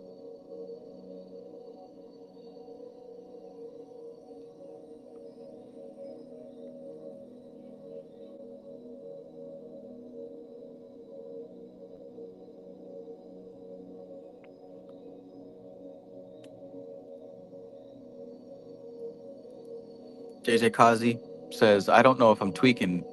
I can't seem to find the Ladder of Light the book reads. You're not tweaking. You cannot find it because it is not findable.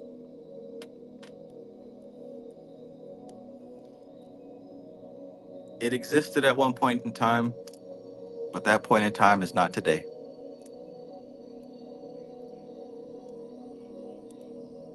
Not today.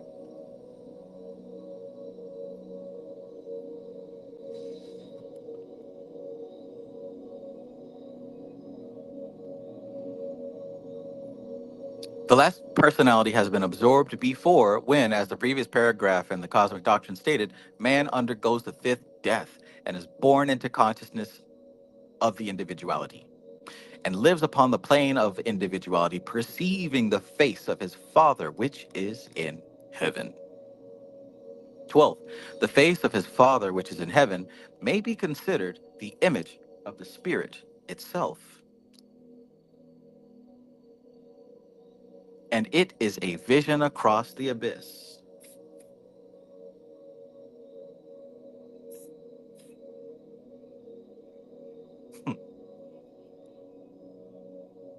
Provided that the individuality can function consciously at this level. The spirit, beholding the face of its Father, would more properly be termed the spirit functioning as individuality, or more simply, the individuality. This is clear from the context.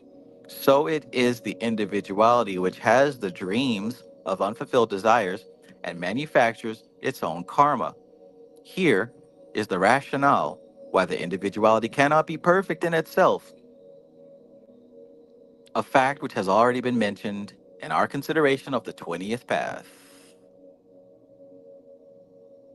Tifereth to Chesed. As this path, so closely linked with the 32nd, also leads from Chesed, it may be inferred that the root of any karma will lie in Chesed, precisely where the true image of the spirit in the supernals is distorted when it comes down to the individuality in manifestation. 13. The emphasis on cyclic rebirth is resumed in the tarot card, the Wheel of Fortune. No great symbolic removed from the wheel of birth and death, the wheel of samsara. But we must not fall into the trap of equating physical rebirth with karma. It is true that insofar as the image of Chesed does not correspond with the reality in the supernals, then the desires of the individuality will have karmic effects. But it is the destiny of the spirit to achieve experience in earth by cyclic rebirth. So the desire of the individuality is in line with the true plan.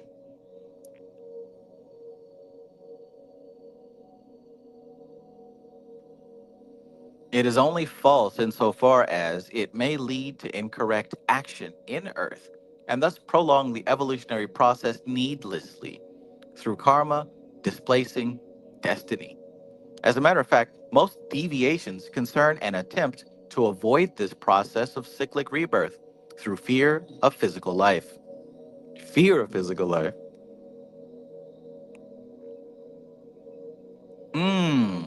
Interesting. Avoiding coming down to this motherfucker is a big reason why we are down here. As a matter of fact, most deviations concern an attempt to avoid this process of cyclic rebirth through fear of physical life. Damn. Even the soul don't want to be in this funky ass place.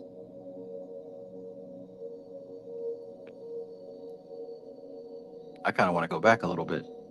The emphasis on cyclic rebirth is resumed in the tarot card, the Wheel of Fortune. No great symbolic removed from the wheel of birth and death. But we must not fall into the trap of equating physical rebirth with karma. It is true that insofar as the image of Chesed does not correspond with the reality in the supernals, then the desires of the individuality will have karmic effects. So in other words, we know that Chesed is the first layer just outside of the abyss. So it most clearly reflects and represents the supernal triad. It most clearly and cleanly represents God. However, there is going to be slight discrepancy or great discrepancy. Now, depending on how big or how small the discrepancy in the image of the demiurge versus the actual God, depending on how vast the difference is between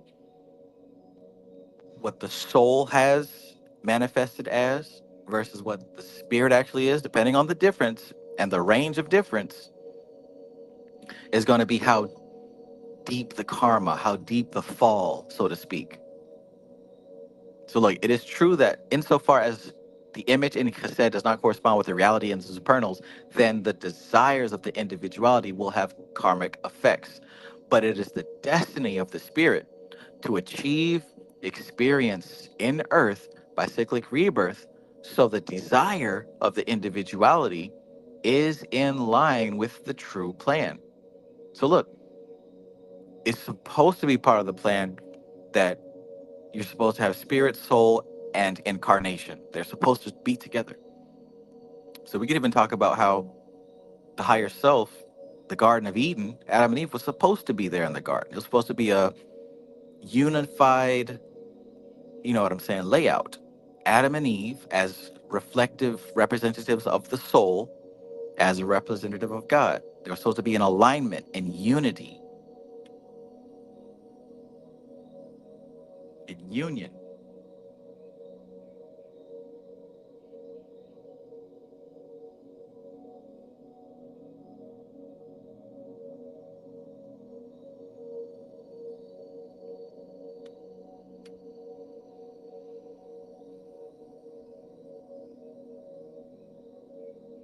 It is only false insofar as it may lead to incorrect action in Earth, and thus prolong the evolutionary process needlessly through karma displacing destiny.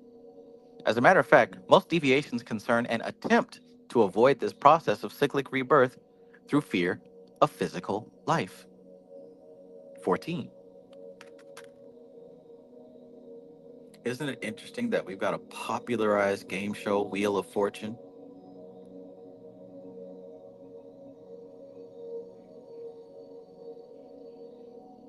Wasn't this guy in the cow and chicken cartoon? Mama had a chicken. Mama had a cow.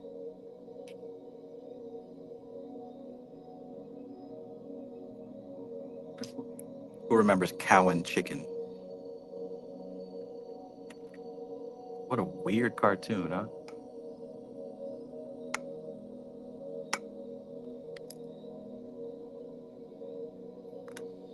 Actually, I think I've seen that figure in another cartoon too. I think it was no, I think I'm thinking of that cat thing in Courage the Cowardly Dog.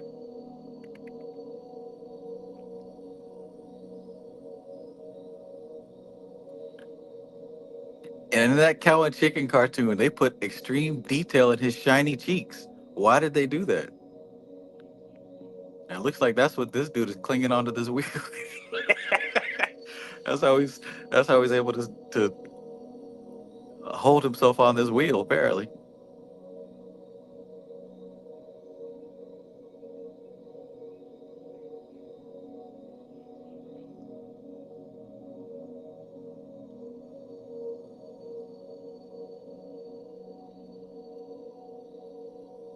That's funny. Starlight says cow and chicken was old, just like Rocco's Modern Life. Rocco's Modern Life. Rocco's Modern Life. That was a good time frame for cartoons, eh? I cherish the memories. Rocco's Modern Life. I am says it kind of looked like the I Spy cartoon. Yes. Cosmic Puzzle Piece says looks like the devil on the Powerpuff Girls. Might be a reach, but I'll take it. Larry Houdini says, and why is the devil always trans? Did they say that though? Or did you say that? Ashley says, I feel like I won't be able to unsee that now. Rocco's Modern Life. Starline says, LMAO, they did the same with Ren and Stimpy. They accentuated the butt cheeks. Why? I just need to know why. Who was the executive decision maker in the cheeks department? Because I don't think they'd be choosing the right cheeks to accentuate. But hey, I guess right is up to the eye of the beholder.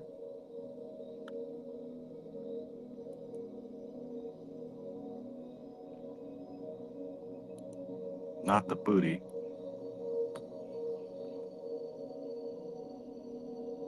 Rocco's Modern Life. Interesting. How do you even get that job? Like, does he just scan through the characters and says, this one, this one?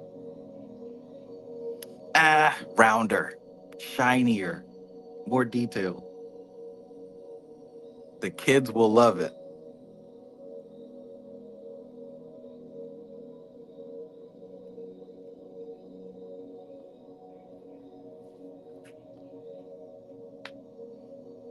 Rocco's Modern Life.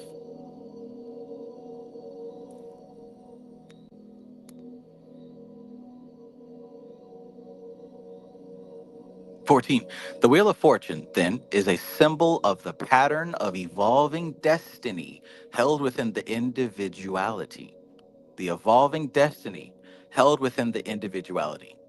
The same could be said for the symbol of Kaph, the symbol for Kaph, the palm of the hand, which not only is traditionally a chart of destiny, palm reading, but also the part of the divine anatomy whereby the spirit is nailed to the cross of matter." 15. When the soul is discarnate, the trend of evolving destiny impels towards incarnation. When the soul is discarnate, the trend of evolving destiny impels towards incarnation. And when the soul is incarnate, it manifests in the emotions as the desire for the life and realities of the higher worlds. Okay, so while we're in the state of the soul, we seek to be incarnated. And while we're in the state of incarnation, we seek to be one with the soul.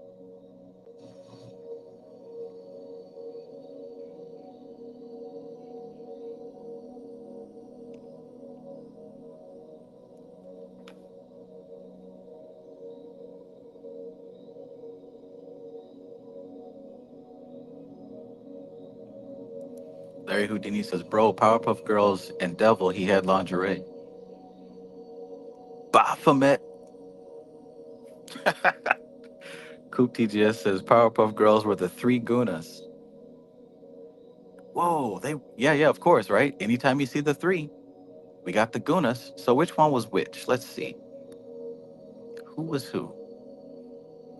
So if the Powerpuff Girls were the three Gunas, who do you think who was who? The same could be said for the symbol of Kaph, the palm of the hand, which not only is traditionally a chart of destiny, but also the part of the divine anatomy whereby the spirit is nailed to the cross of matter. Framestar Film says crucifixion. In my reading of this path here, this is where we get the term crucifixion in space. That's a cool ass term. I know Marilyn Manson used that a lot in his, I think it was the Mechanical Animals album. I thought he came up with it, but yeah, actually crucifixion in space is related to this particular path. The spirit being nailed to the cross of matter, which is space, right? Up, down, X, Y, Z, 3 dimensions, space, crucifixion of the spirit within space. 15. When the soul is discarnate, the trend of evolving destiny impels towards incarnation. And when the soul is discarnate, the trend of evolving destiny impels towards incarnation. And when the soul is incarnate, it manifests in the emotions as the desire for the life and realities of the higher worlds. The circular shape of the Wheel of Fortune, which symbolizes this, is reminiscent of the round table. Reminiscent of the round table. The table of the round. And though a more popular round table in modern life might be the roulette wheel, the real wheel is a reflection of the great image of Chokmah, the wheel of the zodiac, of which the round table of Arthur is a representation. Oh, wow.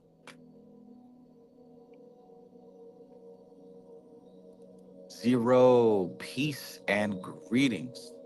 Late night stream. Good to see you, Zero. Peace, peace in the Middle East. Ashley says, Blossom Sattva, Bubbles Rajas, Buttercup Tamas. I think we can all agree on Buttercup as, I don't know. Wasn't she like fiery and ready to act? I'm not a Powerpuff Girls expert, but I guess I was kind of deciding whether or not Bubbles or Blossom was Sattva. Because I could see Bubbles as Sattvic. I could see that.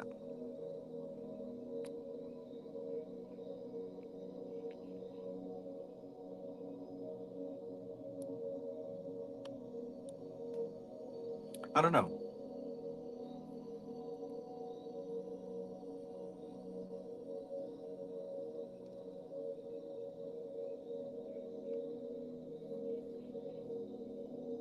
So, 16. The goal of human beings is to become as kings, equal in diversity, seated about this table. When such occurs, there will be the perfect manifestation of divine law and order. I love that, right? Wouldn't that be great? Wouldn't that be great if everybody got their shit together? The goal of human beings is to become as kings, equal in diversity, seated about this table, the table of Chokmah, right? And you talk about kings, that is the masculine, that is Chokmah, the active, the directive principle, the hand that's turning the wheel, right? Coop TTS asked that earlier, whose hand? I wanted to say the higher self, but hell, we might be talking about the residue of Chokmah, because the residue of Chokmah continues to move reality forward. Chokmah and Bina are the battery engine of this damn machine. Not even the battery. Yeah, the battery. Or maybe Chokmah is the steering wheel, and Bina is the thrusters that push.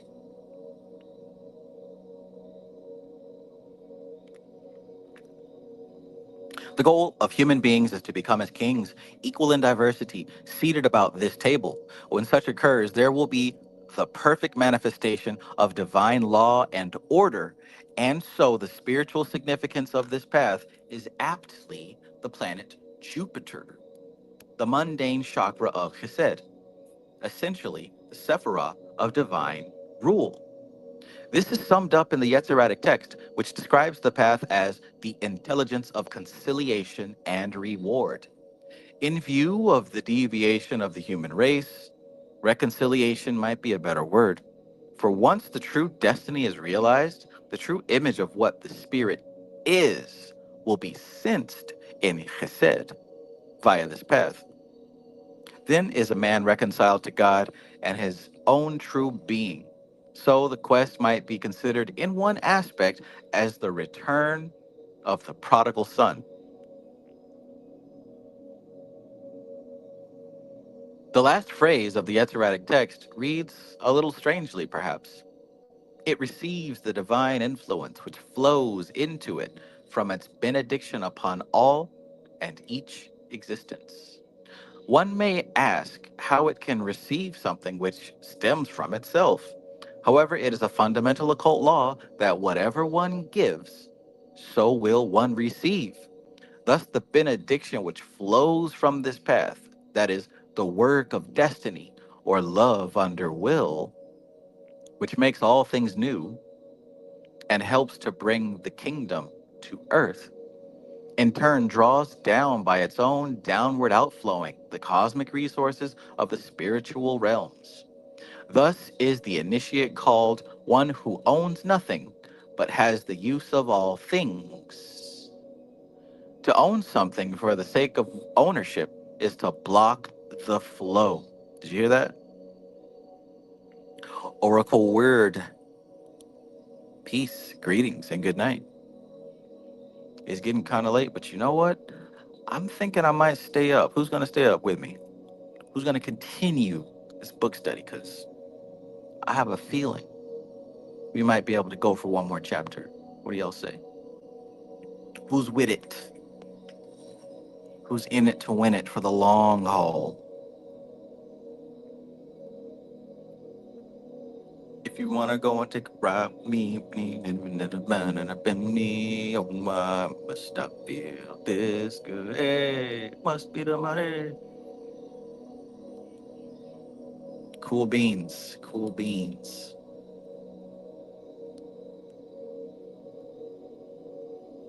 I am that I am is in. Actually, B is in. Tata's in. Starlion's in. Cosmic Puzzle Pieces. I was hoping you would say that. Larry Houdini's on a Greyhound. Zero just got here. He ain't going nowhere. Realm Lilith is in the building. Rosa Flame says it's a quick one. Yeah, it is. Starlion says full moon says yes. Let's do it. Coop TGS says I was hoping you'd say that. Monica says she's in. All right, spiritual lessons sessions, we in. Quint Major, we in. Perfect, right? Perfect. I'm so glad that you all are passionate about this occult information. But honestly, man, this is some valuable stuff. Valuable stuff. Where was we at? The return of the prodigal son. Okay, so we're talking about that last line. It receives the divine influence which it flows into it from its benediction upon all and each existence. Framestar Films is in the building. Chicano's Fighting for Higher Learning says it's a red hot revival. Let's get it. Yeah, man. We in there like swimwear. What a beautiful day, huh? What a beautiful moment. Let's enjoy it. Fuck it. Let's enjoy it. So it receives the divine influence which flows into it from its benediction upon all and each existence. One may ask how it can receive something which stems from itself. However, it is a fundamental occult law that whatever one gives, so will one receive. Thus, the benediction which flows from this path, that is the work of destiny or love under will, which makes all things new and helps to bring the kingdom to earth, in turn draws down by its own downward outflowing the cosmic resources to the spiritual realms. Thus, the initiate called one who owns nothing but has use of all things. To own something for the sake of ownership is to block the flow. To use all one's talents and possessions in the service of others is to act as a channel for cosmic resources. This is the aim of all magic and the true meaning of priesthood. What's that mean? That means that it's not about collecting information. It's about being a channel for the information to be used, right? Duh. If you're not useful, you're useless, as my uncle would say. So imagine reaching up to have knowledge and awareness of these principles and these energies and these relationships and these patterns, right? Reaching up, understanding them. Well, it isn't merely for hoarding data. It's not for hoarding information. It's for using. The whole point of this magic stuff is to use it. The whole point of this occult stuff is to use it. Use it, right? And as you use it, you gain a higher quality and a higher degree of data. It continues. There's some kind of like law about being a teacher. When you teach, you gain more things to teach. But see, if you never did that, if you never took that step, you just have what you have. That's how it is with this magic. You get it, you utilize it, and you become a vessel. You become a channel. You become a representative. You gain authority. What's authority? That's working on behalf of the power.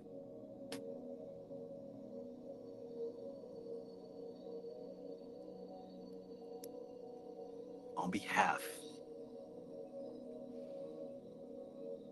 So hey, that's your sign. If you're an armchair occultist, if you're just collecting data, right, and you think that that's what this whole thing is about, now is your moment to make a decision to get out of that chair and put that book down and actually do something.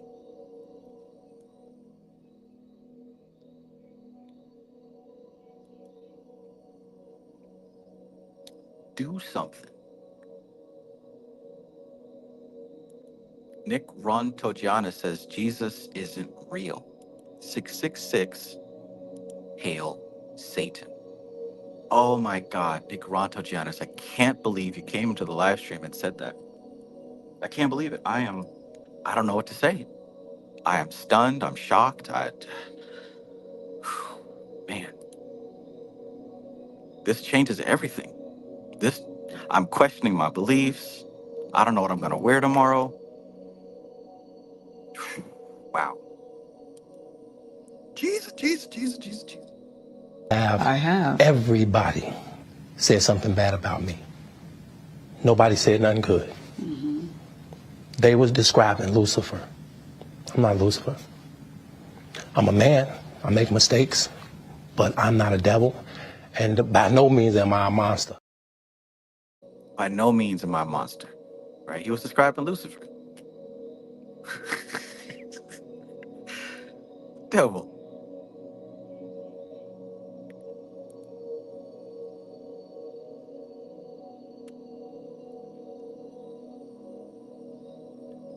They was describing Lucifer. I am by no means a monster. So let's finish this up. Then we're going to take a quick break so I can refill my coffee mug with that delicious nectar of writers, musicians, creators, and occultists. The blackest of black coffee. They were describing Lucifer. Notes on the design of Trump X, also known as the Wheel of Fortune. Let's talk about this card. So, the Marseilles card shows a 6-spoked wheel upon which are crude images of a monkey descending on the left side, an indeterminate creature descending on the right, and a crowned sphinx with a sword seated at the top. Levy said that the wheel was the wheel of Ezekiel, which he drew, and that the descending figure was Typhon, and the ascending one, Hermanubis. Worth gives the wheel 8 spokes and has it floating in a boat containing 2 serpents. The ascending figure he makes dog-headed, armed with a caduceus. The descending one he gives a satyr's head with a trefoil double merman's tail. Armed with a trident, he puts the sign of Mercury and salt against each one respectively, and sulfur against the Sphinx.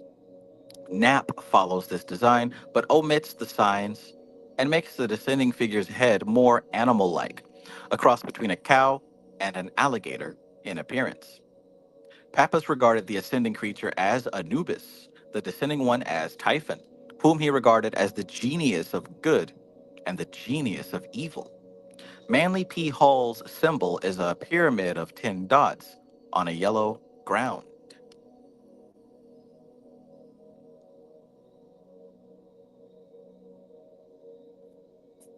It was describing Lucifer. I'm not Lucifer. I'm a man, and by no means am I a monster. The Golden Dawn version of the card showed the wheel with zodiacal spokes in colors of the spectrum, presided over by a sphinx. Why don't I turn that light up? Be a good idea.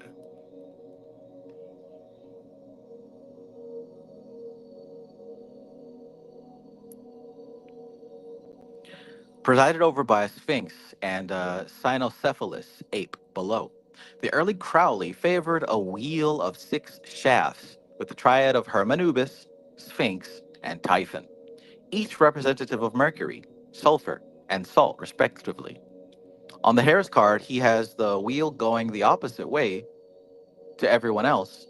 Hermanubis climbs up the left side, and Typhon, with Ankh and Crook, descends the right. The wheel is 10-spoked. Waite follows Eliphas Levy's reconstruction and places the holy living creatures at each corner of the card in clouds, reading from books, like you should be doing. So they even got the bull reading from a book. There's the devil, clenched cheeks. There's the serpent, and there's the sphinx, holding a sword.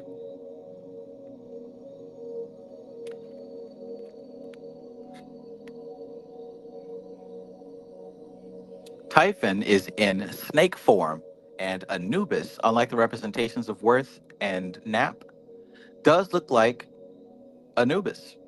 The wheel consists of an outer circle in which are the letters Tora, interspersed with the letters of the holy name Jehovah, JHVH, in Hebrew. Inside this there are 8 spokes, 4 of which are given symbols. The one pointing to the Sphinx. Okay, so this one is Mercury. The one pointing at Typhon, this one is salt. And the one pointing, hold on. The one pointing at Anubis to sulfur. Is that Typhon? And that's Anubis.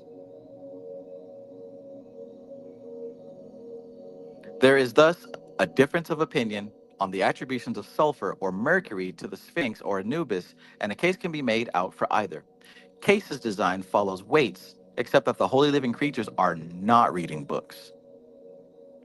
The Egyptian tarot shows an 8-spoked wheel, a serpent on each spoke, and a winged horned disc at the bottom of the shaft. The Sphinx holds a javelin and has a hawk on its back. The figures of Typhon and Hermanubis are quite un-Egyptian. The man, mouse, and monkey seen on some exoteric cards is, according to Levy, a superficial rendering for which Etilia was responsible.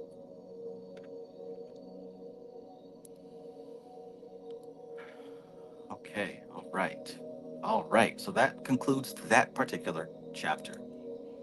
Stephen Wright says, almost time for bedtime and another attempt for astral projection. Wish me success.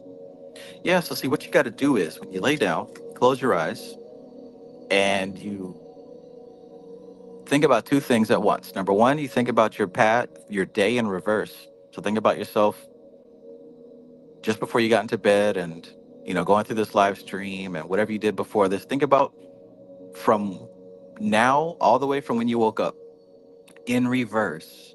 But see, imagine yourself climbing out of your body and your mind is in that ghost form as you go through the motions, right? So just see yourself doing everything, but make it clear that you're not just replaying the memory, you're in your body doing it in reverse.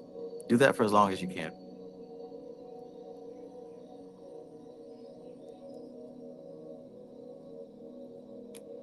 Tell me if it ain't good enough for you, babe. All right, so next we're getting into the 23rd path, which is the path represented by the Hanged Man. Excited. So, yeah, don't go nowhere. I'll be right back. I will be right back. Because like I said, I'm going to get me some coffee. If you haven't liked the video already, go ahead and double tap that like button. Tell me.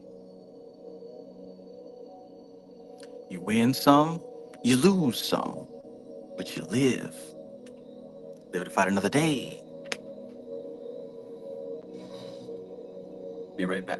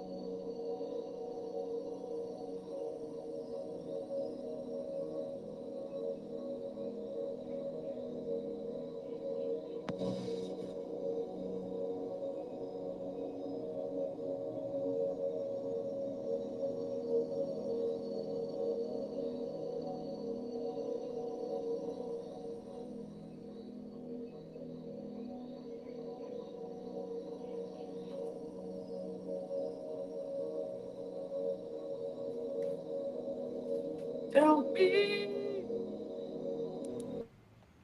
You know how it is around here.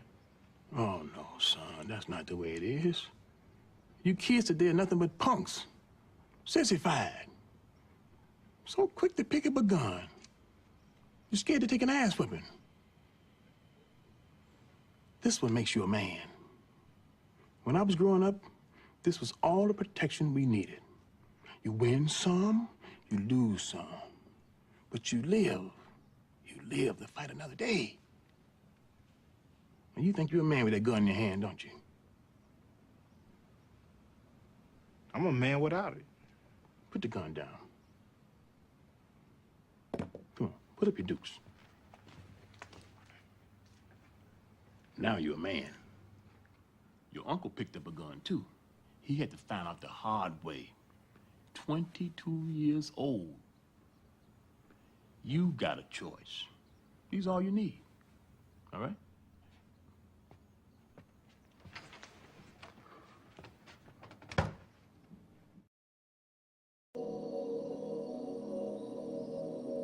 Now you're a man.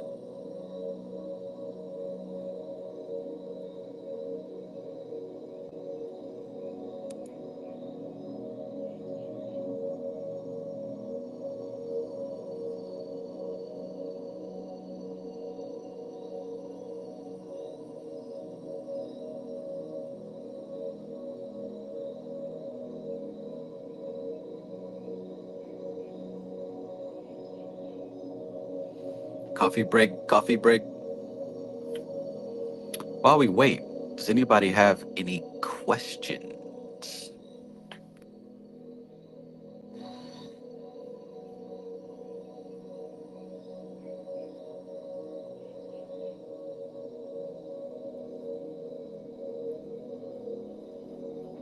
If you're new to this and you're interested in Kabbalah, this is a great book to read, right?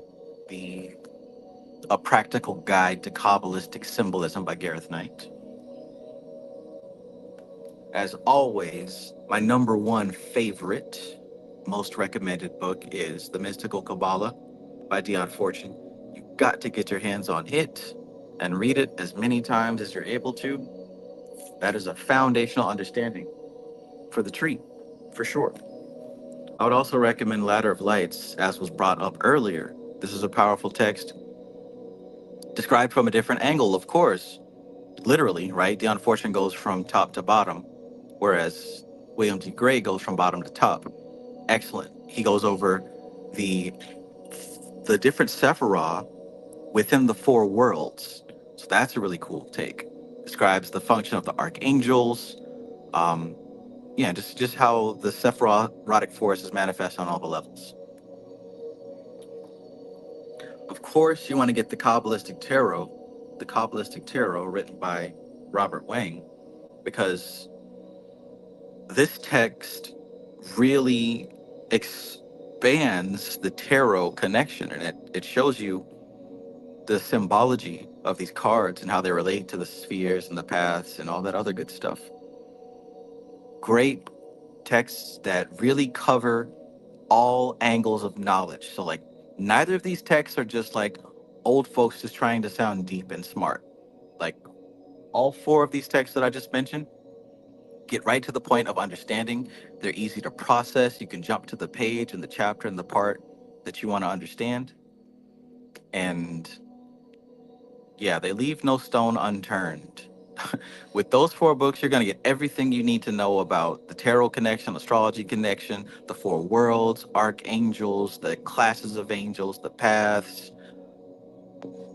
what it looks like to work with these different spheres, all that other good stuff. So if you're somebody who is, kind of starting out, but you deeply want to understand this information, get these physical books on hand, because you'll be able to flip to the page and the chapter and the section and cross-reference and really understand what's going on. Highly, highly recommend those. There are other books for sure, but those have helped me tremendously in practical understanding of this data.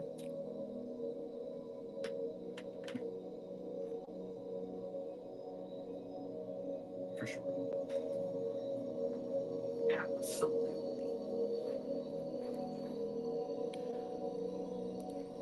Tata asks, do you still drink that electric unicorn coffee? You better believe it. Better believe it, home slice. That's not what I'm drinking right now. Doing it the old-fashioned way right now, but oh yeah, got it on hand, on deck. I like to experiment.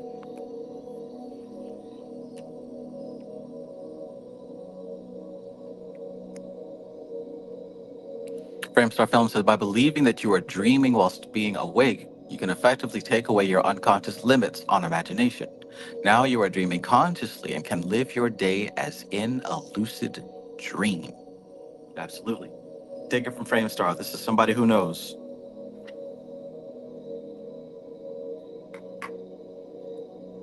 Somebody who knows for sure.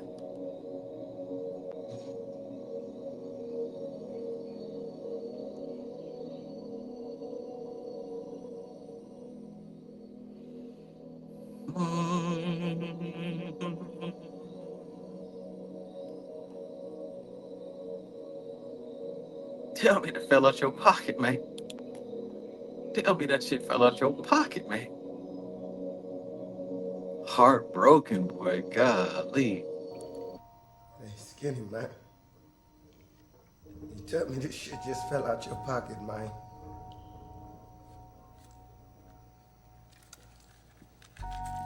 Skinny. Hey, bitch. You tell me this shit fell out your pocket, man. Hey, man. Hey, what, man? You know what you could do. What can I do, man? You tell me what I can do, man.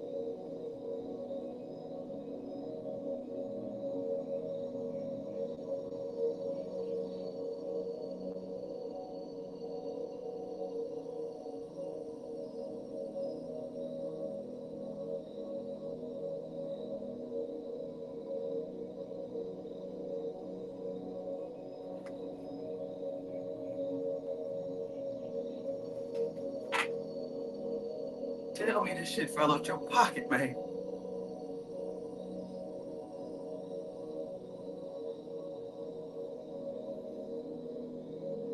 I'm showing them who was the high now. Pimp, nasty, funky pimp. It's stinky chicken. All right, are we ready? Are we ready? Because we get back into it. Rackbar! I'm showing who was the high now. Pimp, nasty, funky pimp, and stinking chicken. And stanky chicken. Don't forget the stanky chicken part now. It's gotta put some respect on all the different names, all the different attributes of Rackham Willie.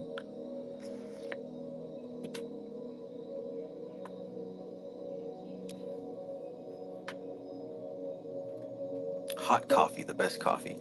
Okay, we are now back. The 23rd path, the hanged man. The hanged man.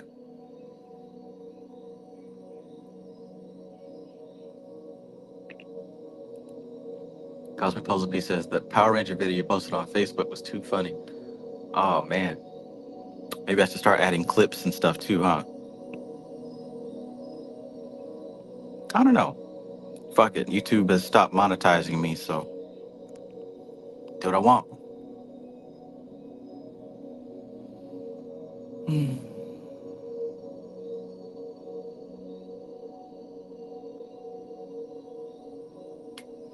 Starline says, why does the hanged man always seem so content to me? Because this is not a punishment. This is done by choice, right? This is another step on the path, on the lessons. So Rose of Flame says, Starline, because he is. Yes, yes.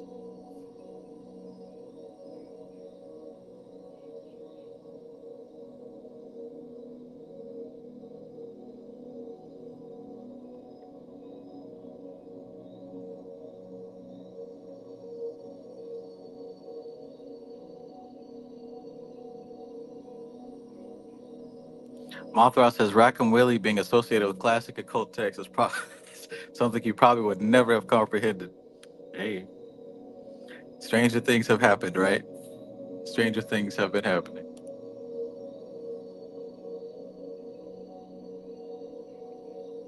Rag 'em, rack. Give me one of them hot dogs. What's your name, man? Willie James, her better known as fucking chicken, as Allah Rackbar. Hello! Hello! The 23rd path, Hod to Gibera. Hod to Gibera.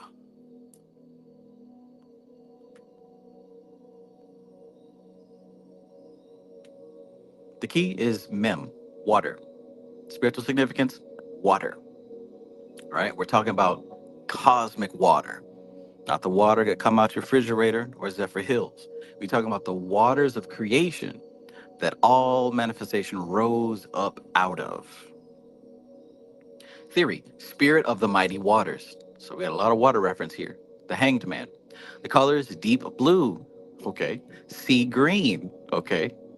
Deep olive green, white flecked purple. The text, the 23rd path is the stable intelligence and is so called because it has the virtue of consistency among all numeration. Among all numerations.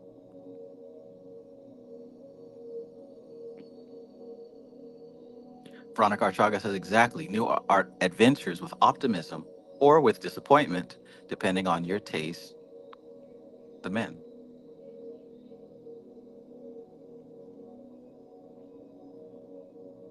Ashley says, what could his blue tunic be related to? When I see the red bottoms, I think Gibera, but the blue I'm not sure of. Could that light blue be associated with Chesed? Hakma? Let's find out. But good eye.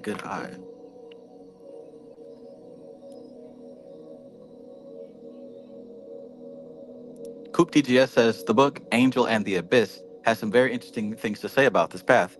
Inversion is a fascinating subject indeed. Yeah, so we talk about that inversion, also talk about the water. We're dealing with baptism. This is initiation through water, initiation through submergence, initiation through completely giving in. Hence why he's upside down and able to see things from a different perspective. When we're talking about initiation through submergence, we're talking about surrender, power through surrender. But let's see what the professional has to say about this. JJ Kazi says, Big Dub in the chat. I found him. You see that? Now that right there is the energy of the previous path, where you set out on this quest and you don't even know if what you're looking for even exists, but the compulsion to move forward is so strong, given to you directly from the soul. It's also that death urge, but you literally just expressed it for us in real time. JJ Kazi, may you get what you're looking for in the fullest degree. Cool beans. 1. It may seem strange that this path, which is so obviously one of water, not the stablest of elements, should be called the stable intelligence. Yeah, let's make it make sense. But the path connects Hod and Gibera, and herein lies the clue to the matter. The Sephirah Hod, in common with Bina and Chesed,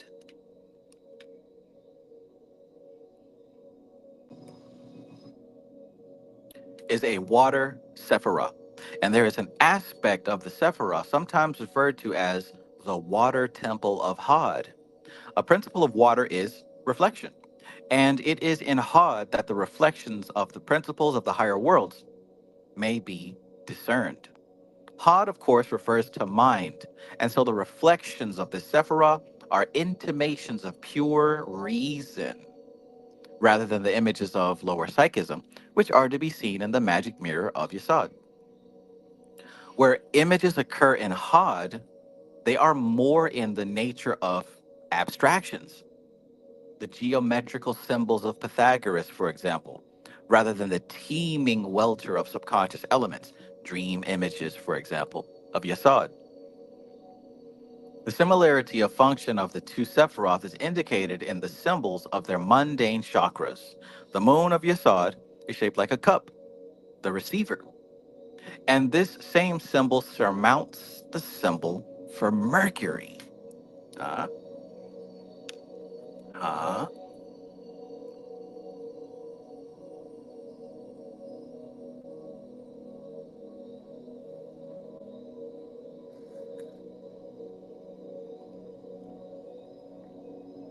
3.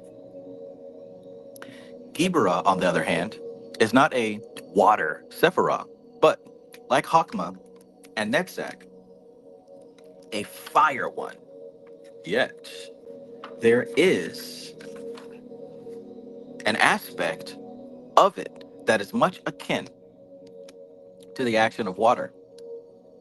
It is very easy to regard Gibera solely as a violent, intensely active Sephirah, but it achieves its effects also by the slow wearing away of accretions over a great length of time.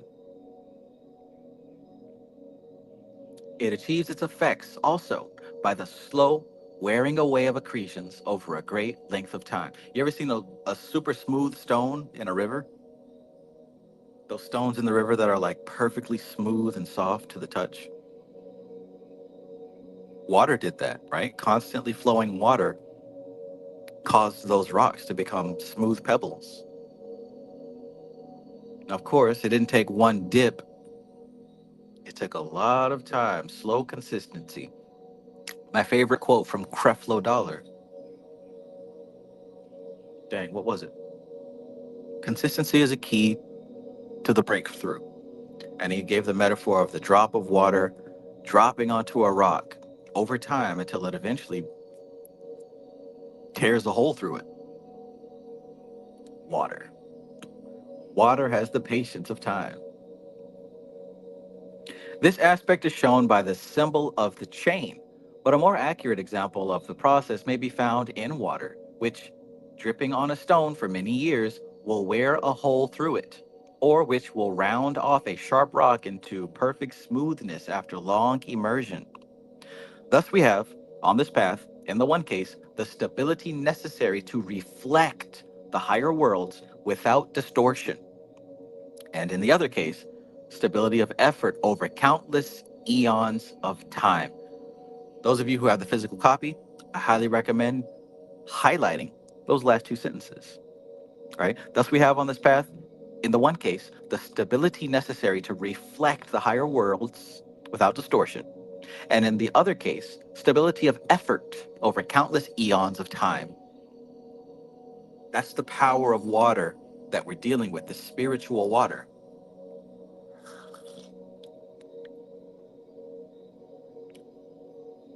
Think about how this path, which is connecting the higher self to the lower self, think about how this path might shape the manifestation of the individual person, of the personality.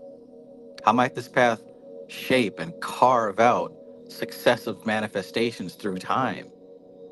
Could it be that your current incarnation is, at the moment of your conception at least, the best possible vehicle, backed up by timeless eons of data and testing and trial and error and karma? How did that feel to you? You said James.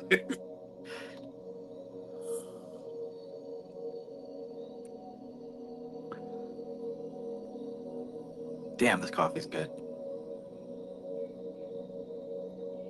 4. Broadly speaking, Chesed is the Sephirah associated with what the individuality is.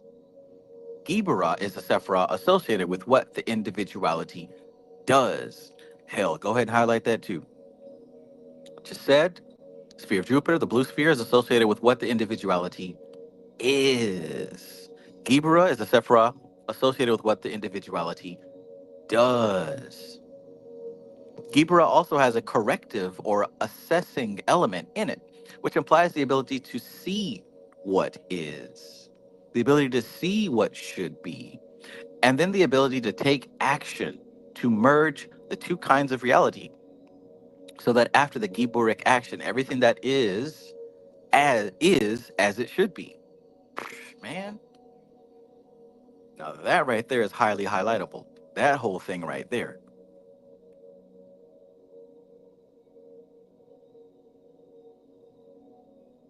If you know, you know. And if you don't know, now you know.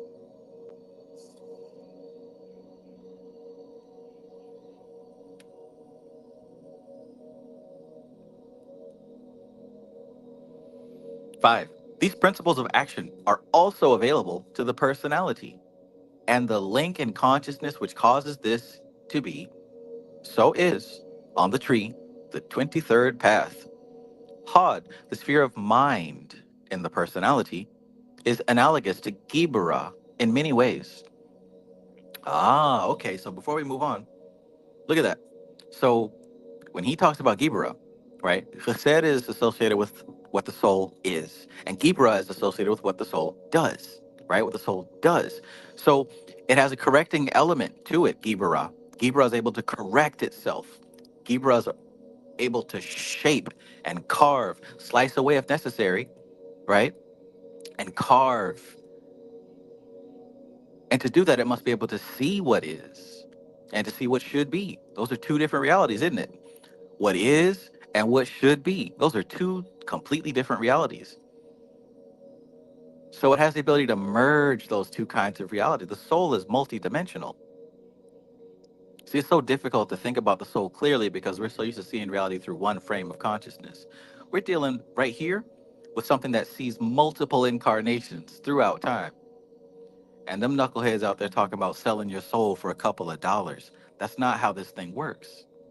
That's not how this, you don't cash in on the soul. This is way beyond that primitive level of thinking. So this aspect of Gibra is able to see what is and what should be, and is able to take the action to merge the two into the best possible reality. So if we go down a step, Hod is just like that. Hod is the mind in the lower self. Hod is the sphere of mind in the personality. It's analogous to Gibera in many ways. This is particularly shown in the analytical powers of the mind. This has its dangers at the present time when there is great emphasis placed upon the mind. The mind is all too apt to be used in its destructive function instead of constructively. Thus, internationally, we are faced with continual war, but the bombs and bullets are ideas. Oh, we've been in war for a long time. You just ain't recognize it as such. Bombs and bullets are ideas. The World War has never really stopped since 1914. All that really happened in 1918 and 1945 was that it ceased to be fought on a physical level. Boom. Boom. You probably ain't never heard that before. Except for occasional skirmishes, and even then through general exhaustion rather than humane principles. Our Lord once asked a crowd of very righteous people who dared to cast the first stone, and after looking into their hearts, none did. We can only hope that a similar display of self-honesty may prevail today, particularly as we have progressed from throwing stones to throwing bombs. At least jesting Pilate had the choice of stopping for an answer. We may not be so lucky once the gamma rays get going. Gamma rays. Zero says, man, this is so good, Trav. Thank you. Thank you. Cast that first stone. If you are free of sin.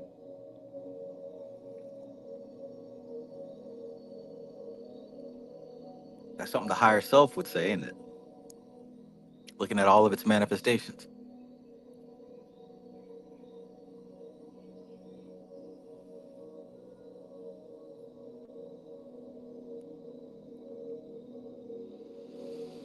Six. However, if centuries of civilization, let alone eons of evolution, have not served to teach man to use his powers constructively, one is tempted to wonder what any religious appeal can do, right? Viewed in the light of present context, the symbol on the tarot trump has its irony. It shows a hanged man. The powers of this path should show a man how to use his mind in conformity with the true plan of evolution. When any difficulties have occurred in the past, the human reaction has tended to be a great willingness to hang the other man, whether by rope or nails or whatever comes cheapest. The real lesson that this path has to teach, put in the bluntest vernacular terms, is go hang yourself. Ahoo.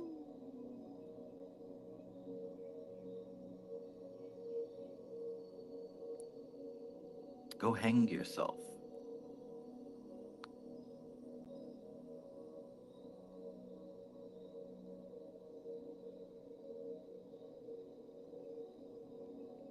Dang. Gramstar Film says, I know what you did, so go ahead and be my guest. I'll even hand you the rock, son. Oh, man.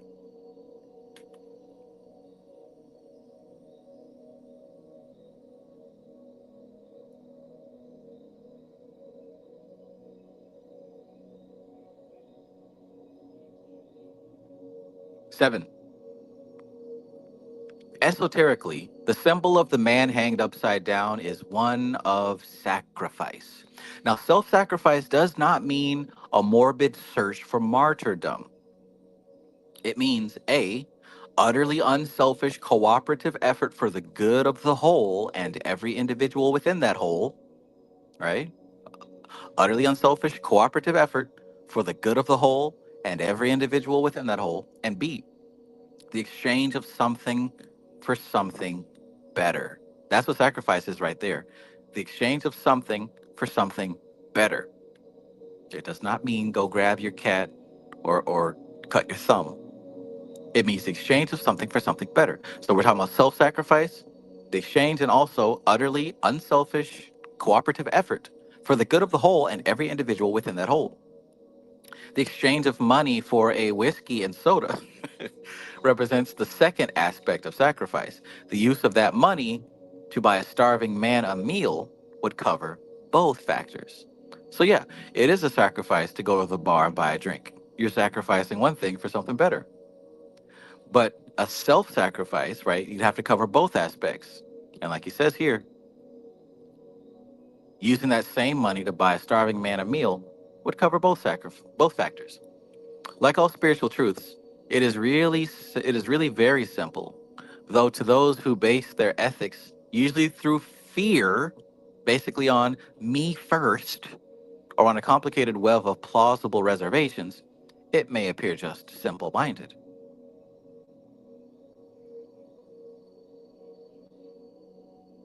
And like I said before, it's extremely difficult for the average Joe to think outside of this whole me first.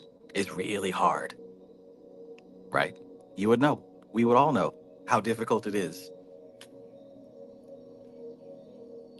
It's actually a strength. It takes a lot of strength to be kind, to be kind, to be self-sacrificing, and not in a detrimental way. We're not talking about that trauma shit.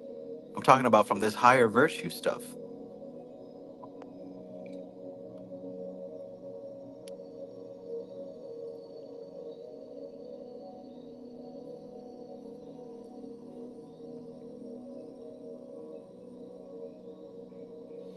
Oh, that's powerful right there. Rosa Flame says, like animal sacrifice, a big reason it was done was because it was actually sacrificing your ability to eat.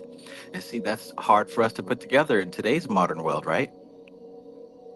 In those ancient days when they slaughtered the cow or whatever beast, the goat, sacrificed it to God and shed the blood and all that stuff, that was dinner for the week, right? That was dinner for the next couple of days. That wasn't just willy-nilly. They didn't just pick something and kill it and said, oh, here we go, God loves this. It was a personal cost. Great point, Rosa Flame. Speaking of hard, 8. Yet this issue of simplicity and simple-mindedness illustrates another lesson of this tarot card. The Hanged Man is upside down, indicating that the values of the higher worlds are the reverse of the lower. A similar symbolism occurs in the parallel 21st path, whose trump is the turning wheel of fortune. The personality is based on the animal life from whence it stems from. If uninformed by the higher nature, it naturally acts in accordance. It acts in accordance with the simple physical laws of survival. Dang, I didn't realize it was that short, Rosa Flame. That was 2 pages. God bless.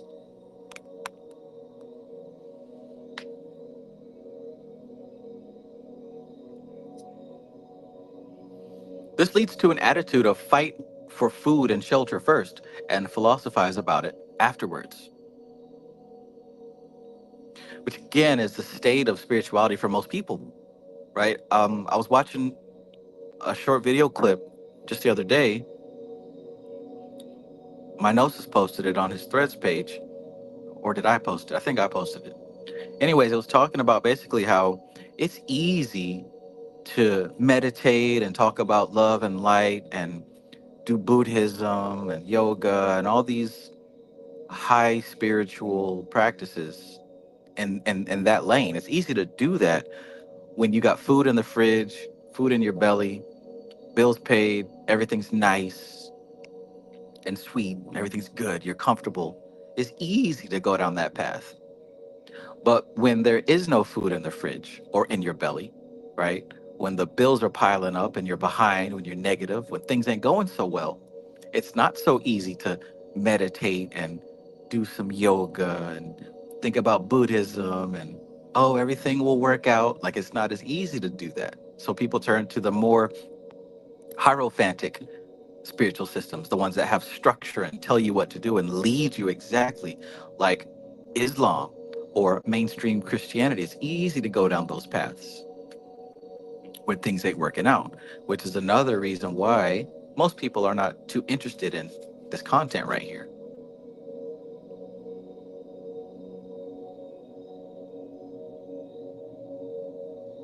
So let me read that previous line one more time.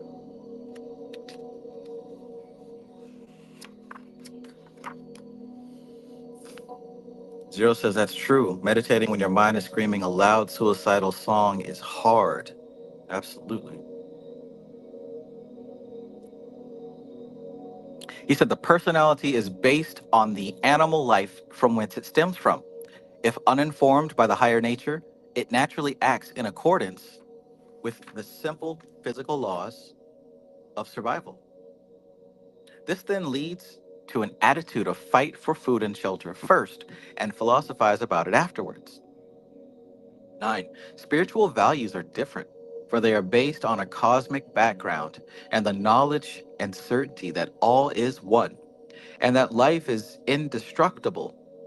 This essential unity was stressed by our Lord when he said, "Verily I say unto you, inasmuch as ye have done it unto one of the least of these my brethren, ye have done it unto me.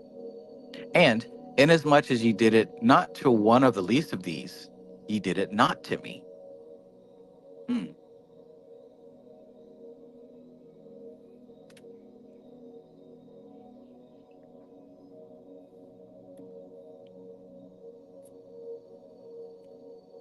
Or in the words of an untrusting grandfather, "Whatever you do to my daughter, I'm going to do to you." What a horrible thing to hear on your first date after picking up your girl. 10. For any who are not Illuminati, this needs faith, and a lot of it. Unfortunately, attempts have been made in the past to bolster up faith with threats. Promise of a hellfire is not, however, a particularly apt way of bringing souls back to the God of love. Though, of course, such teachings are really, though hideous distortions, based upon psychological fact. Ooh. Esoteric eschatology teaches that the worst that most need expect is the automatic burning out of desire when there is no physical body to satisfy those desires. Ooh, goodness gracious. Esoteric eschatology teaches that the worst that most need expect, the worst that you can expect, is the automatic burning out of desire when there is no physical body to satisfy those desires. You better burn that shit out while you're still alive. You better burn it out while you're still alive.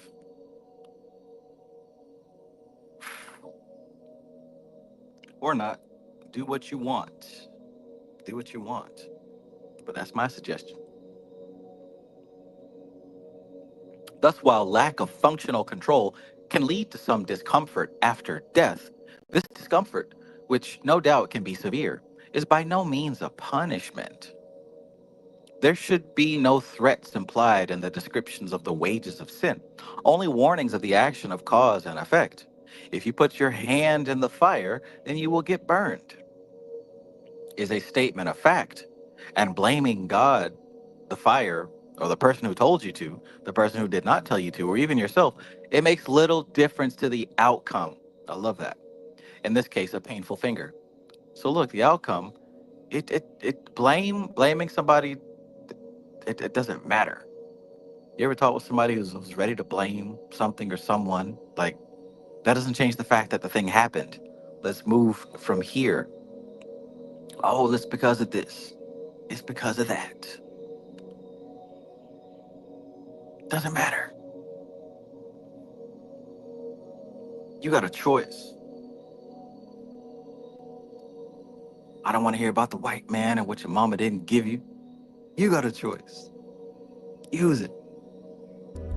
Man ain't spelled G-U-N, son. You got a choice. You got talent. You got a chance, and I want to hear about your environment, what your mama didn't give you, and the white man won't give you no shot. You got a chance. Use it while you're still alive. You don't know what death is. You have no idea what death is. You have no idea what death is.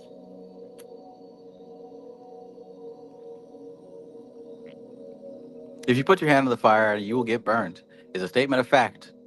And blaming God, the fire, the person who told you to, the person who did not tell you to, or even yourself makes little difference to the outcome. In this case, a painful finger. 11. With this in mind, let it be stated that perhaps the most basic spiritual law of the universe is, however, much appearances may seem to indicate the contrary. You get out of life exactly what you put into it. You get out of life exactly what you put into it. 12. Exactly what to put into living, each must decide for himself. Coop TGS, look, I'm about to be at the point where I'm about to offer cash money if somebody can find that Bobby Hemmett clip. I just cannot find that Bobby Hemmett clip. That one and the Jesus, Jesus, Jesus, Jesus, Jesus.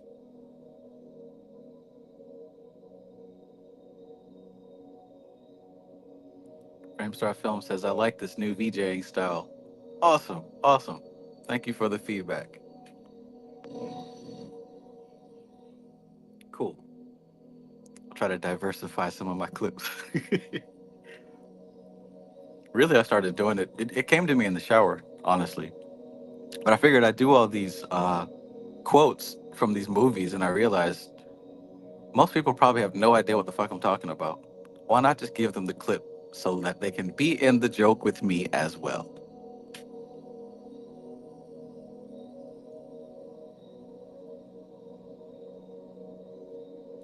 I Am That I Am says, I'm looking for the give up clip. What's the give up clip? What was the quote that he said there? Coop TGS says, that clip moved on to the other side. I mean, shit, it's probably in the, what do they call it? The Serious Times Media Archives. I'm sure they got it. Probably couldn't tell me where, which one it was in, but I'm sure they got it. Rosa Flame says, I've been trying to find one where he's talking about woman and holy water.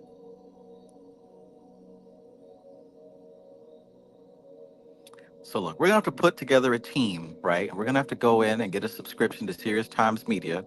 And we're gonna have to like take on maybe like 10 videos each, 15 videos each, and put them through a transcript reader and get all these Bobby Hemmett scripts. So that way we can find out which one it is. And then we can take all that data and feed it into ChatGPT and then create Bobby Hemmett AI. But don't say I gave you those ideas, because the AI haters will attempt to crucify you and cast their stones. Their puny rubber stones, which have little to no effect against the machine.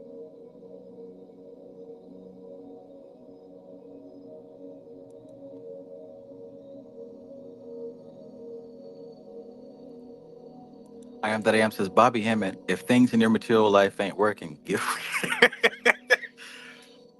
I feel like I kind of remember that, but that is hilarious. Oh yeah, I'd love to have that clip. Look, man, look, we need to figure out how to get this, man. That's my idea. I think we should go into Serious Times Media, put all those videos through a transcript reader, and get these damn quotes. Cause I'll be doggone if I have to remanifest, cause I gotta look for that Bobby Hemmett video.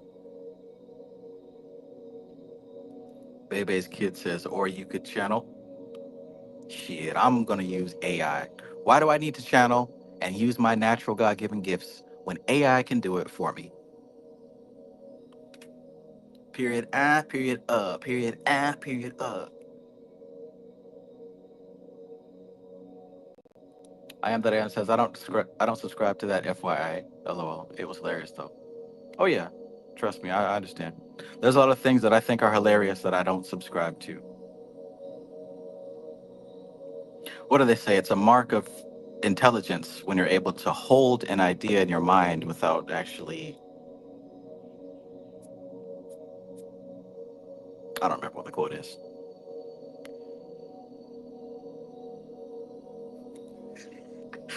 Coop TGS says, do you remember the video where Bobby is making fun of football, bending down and putting your hands between other put your hands between other men's ass to reach for a brown turd? Come on, dude. Oh, man, that's hilarious. Yeah, look, y'all, we got to do this. I'm speaking it out into the ethers now. We're going to need to collect all them Bobby Hemmett videos, put them through a transcript reader, feed it to the beast, feed it to AI, so we can get these clips. The people need it, right? The people need it. Sunshine Chick, peace, peace and greetings. Always good to see you, Sunshine Chick. Hope you're having a good day. Chicano's fighting for higher learning, says somebody timestamp this. Uh-oh. No. Let it sit in your subconscious mind so that somebody thinks that it's their idea and then they do it instead. Come on now, don't tamper with my magic. Baby's kid says 72 motherfuckers in your head. Right. You got 72 motherfuckers in your head. And hey, who's to say that this isn't channeling? Is it not? But yeah, that's true. That's true. Cosmic Puzzle Piece says that quote describes the Hanging Man card very well. Give up. Yes. Let's continue. Speaking of which, where were we? So the wages of sin, right? We're talking about this automatic burning out, these desires, not being able to fulfill them since you don't have a body. That's really where this whole vision of the hellfires came from, the burning out of those desires that remain unresolved.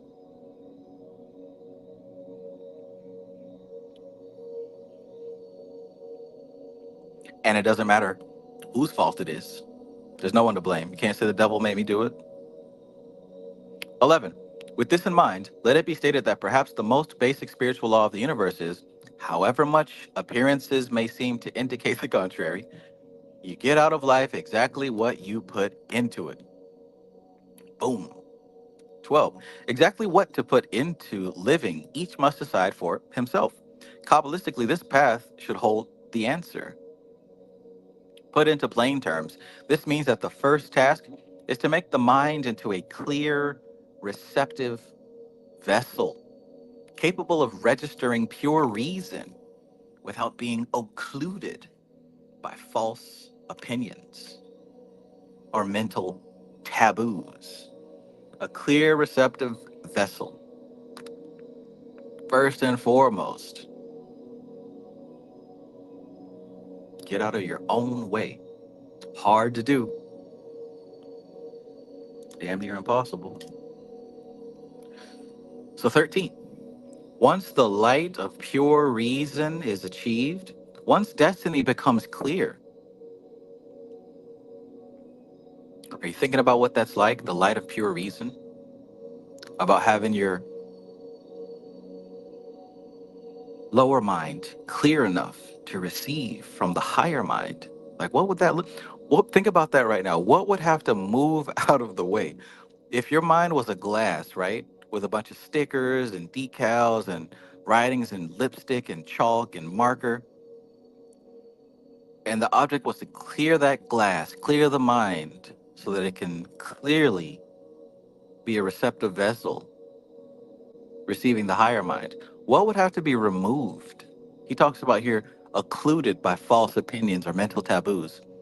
If your mind was that glass, what stickers would have to be peeled off? You know, like an idea of selling your soul. Well, that's a dumb idea. Let's go ahead and take that sticker off, because you can't sell your soul. You can't pimp the pimp.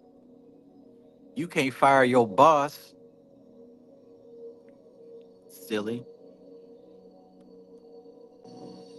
What other stickers what other beliefs and opinions about reality would have to be removed or wiped clean in order for you to receive the pure light from above?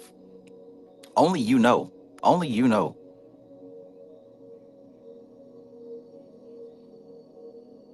And let's say that you're being in the process of wiping that glass clean or removing those stickers, and you're able to see the light shining through brighter than literally ever before. You're able to see yourself differently, clear, like never before. What would change in the physical world? Like, how would that reflect in the physical world?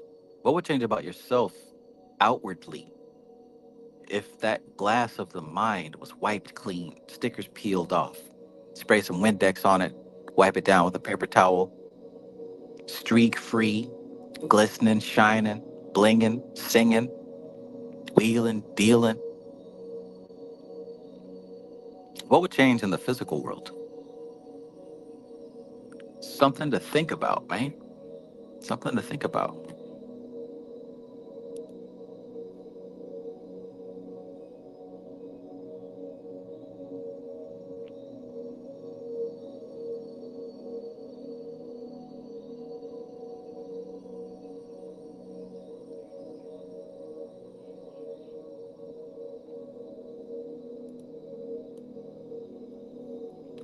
Something to think about. Am I right? Am I right?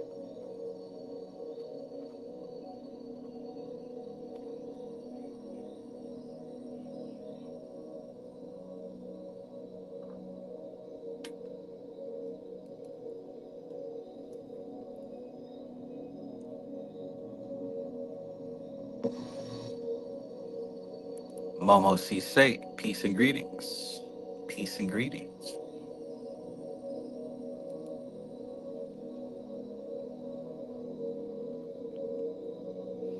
"13. Once the light of pure reason is achieved, once destiny becomes clear, as the symbolic links of this path will show, the water symbolism immediately refers us to Bina, the great sea, whose influence passes to Gibura, and thence to this path and Hod by the 18th path. Bina is of the spirit, the most concrete form of the spirit, qua spirit, wherein the true image of the self and destiny rests." So this is a side note. Remember we talked about Chesed and Jupiter, that sphere, as being the closest reflection of the Most High that we will get within manifestation, within the matrix. The closest we're going to get to what God actually looks like in the matrix. That's going to be what's happening in Chesed. That's why we have what's called the demiurge. But it's only limited because it's within manifestation. So of course it's not a purely accurate reflection. Now, what we're talking about here with Bina, going across the abyss back home to the Divine Mother, the Great Sea, where reality really is, the source code of the matrix itself. What we're actually looking at is the most concrete form of the spirit, wherein the true image of the self and destiny rests. That's Bina. That's Bina. Om Sham Shanisharaya Namaha. Om Sham Shanisharaya Namaha. Om Sham Shanisharaya Namaha. That's Saturn. That's Shani. Also the spirit of the mighty waters. The title of the tarot trump well repays meditation.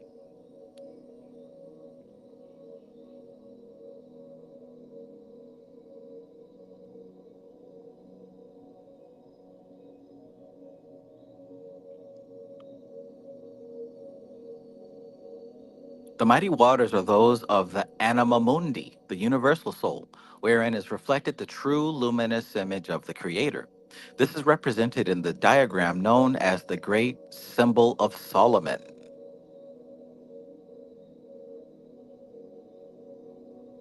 On a yet deeper level, the mighty waters are those of Ein Sof and the unmanifest, wherein each spirit's cosmic atom lies, projecting the divine spark itself into manifestation. Sheesh. Don't you just love how the closer you get to the end, they start hinting towards the fact that this is actually not the end and there is more to go. You think you finish when you reach Kether, forgetting that Kether had to come from somewhere too. Om Sham Shanishtaraya Namaha.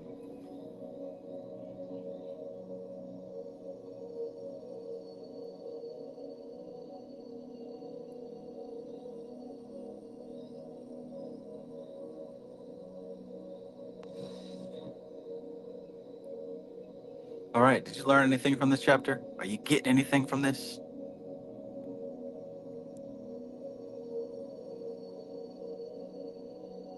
Are you getting anything from this? I didn't expect this to be so short. I thought that this was going to be a little bit longer, but hey, there we go. Here we go. Zero says, and Kether is the Malkuth of the three negative veils. Exactly. Exactly. You own it, doggone it. Om Sham Shanishtaraya Namaha. Om Sham Shanishtaraya Namaha. All right.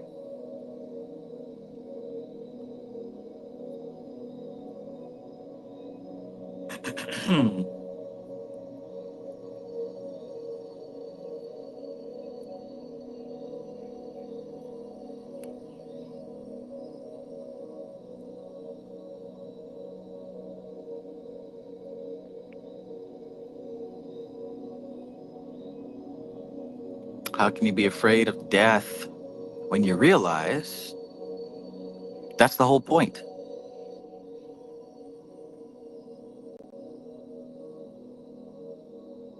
Om Sham Shanishtaraya Namaha. So, notes on the design of Trump 12. Trump 12. So those books that I showed earlier on the break, I know this ain't everybody, but if you're like seriously concerned and interested about Kabbalah, you'll want to get those books and maybe some others, because what can happen here is you'll read about the path of this particular part of the tree, and then you'll go cross-reference it with those other texts, and you'll start to see a much more expansive image that is fleshed out. Different metaphors, like I mentioned from William Gray, and how he talked about this particular path. You know, we're saying that it's about water, it's about reflection, sacrifice, and baptism. Like I said in the very beginning of this video, you can look at the waves of the ocean, right? And you can look at the beauty of the ocean. You see those waves forming and moving, and you can see the beauty of the reflection of the sun over the water, all that good stuff. That's the glory, right? We talk about the power and the glory. This is the path of the power and the glory. The glory is how it looks, but the power is the power of those waves. Even though the surface level is beautiful and pretty and all, those waves can rip apart ships and flesh even, right? Those waves will kill you in a heartbeat. Those waves have shaped and terraformed countries, civilizations. There's a power in those waves. Now, from afar, you can look at it and see the glory, but when you're on it, you can feel that power. The power and the glory.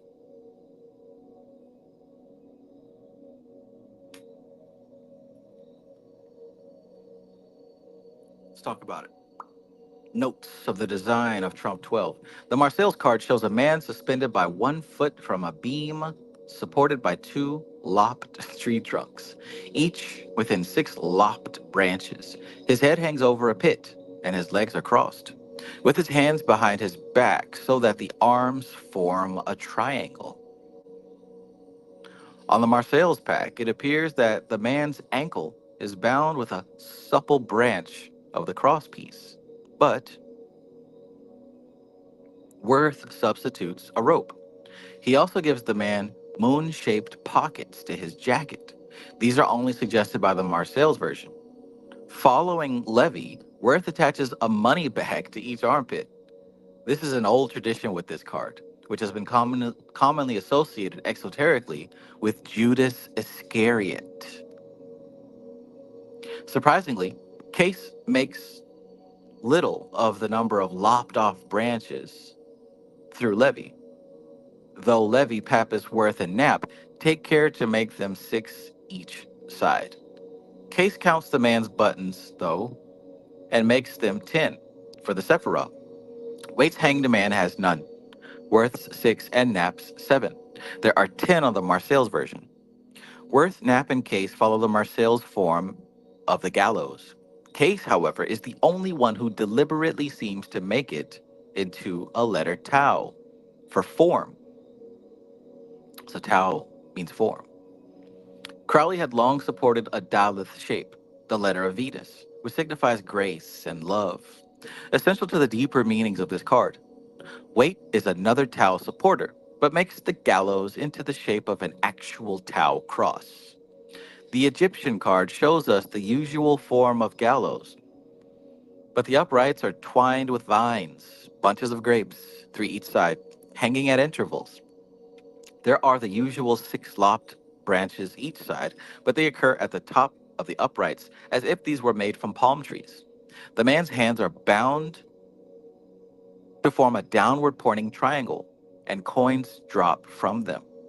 His legs are crossed in the normal way, and juice drips from the topmost bunches of grapes, which hang over the cross bar. This is probably to signify the connection between wine, blood, and the sacrifice.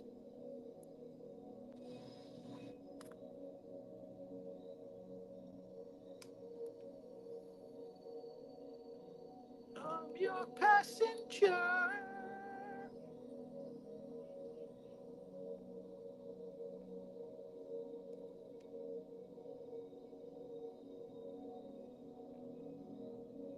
Coop TGS says, during the Renaissance, they were so superstitious about this card that the hanged man was often printed right side up.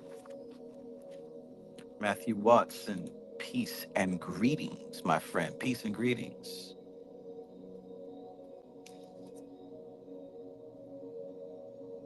Angela Bailey says, love this share while I'm on this night shift. Awesome, awesome. Glad to be in a place where I can assist you, for sure. So let's wrap it up here.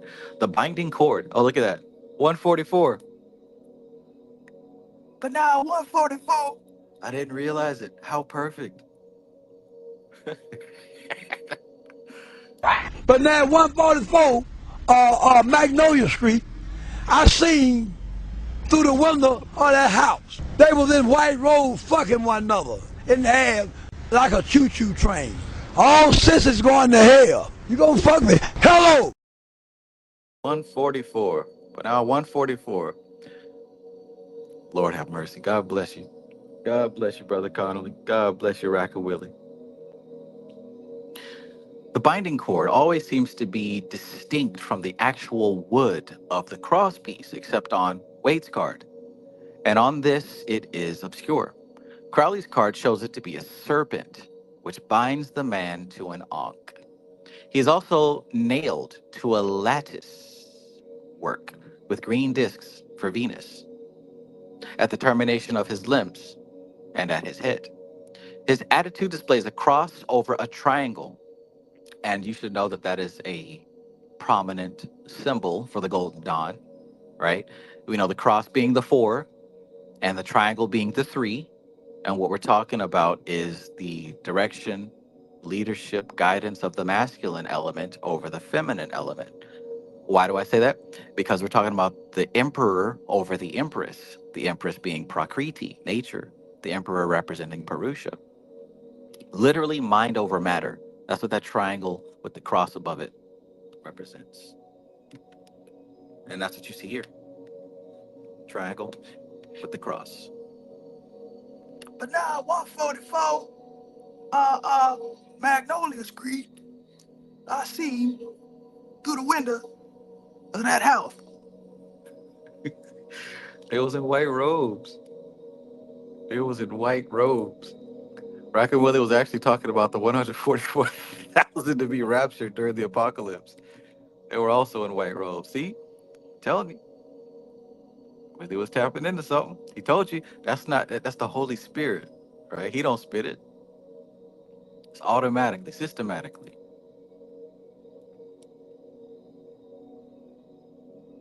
Automatically, systematic.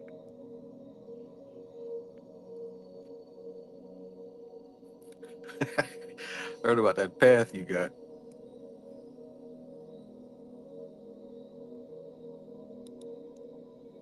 We walked down that path for a little while. No, heard about that path you got.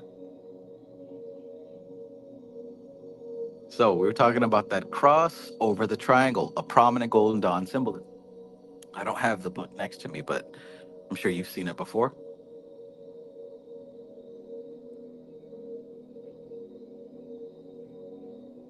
So Westcott and Waite, Venus' determination of his limbs and his head. His attitude displays a cross over a triangle, as in the traditional design. Westcott and Waite make dark hints about the secret significance of this card. Westcott is of the opinion that none know the real meaning except for some few who have discerned it by clairvoyance or intuition. He says that the key is held only by such as know the Hebrew letter it belongs to, and the correspondences of that letter. Westcott is obviously hinting at Mem here, the Golden Dawn attribution, whose main attribution is water. It is thus the most motherly of the mother letters. The key idea is reflection. And so we are led to the Hermetic axiom, as above, so below. And the consideration cautiously given by Waite many years later that an alternative for this card could be the well-known Kabbalistic picture of the macroprosopus appearing over the horizon. I'm sure you've seen that, where he's like over the horizon and he's like holding on to the horizon, and it's a direct reflection underneath of him, except black.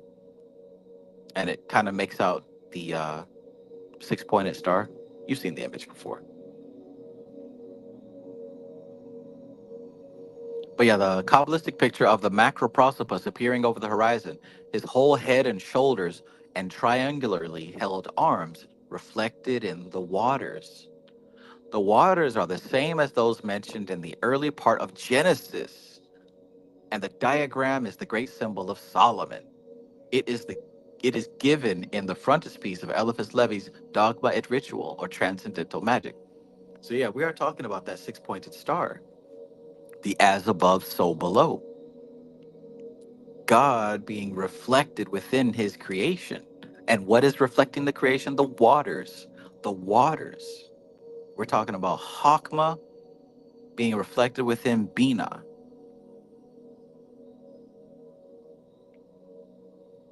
Oh my. Screed. Path. 144 Magnolia Screed. Uh-oh, we might be onto something, man. We might be onto something. He might have been channeling some high forces. Channeling some high forces, man. We got to uncover this mystery, because he was certainly on something. Certainly on to something. But now 144 Magnolia Street. Sheesh.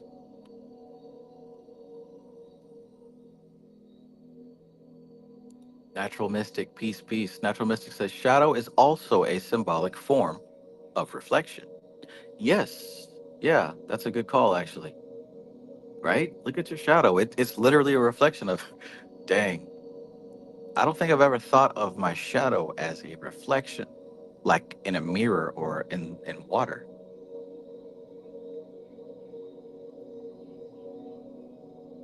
Interesting, interesting.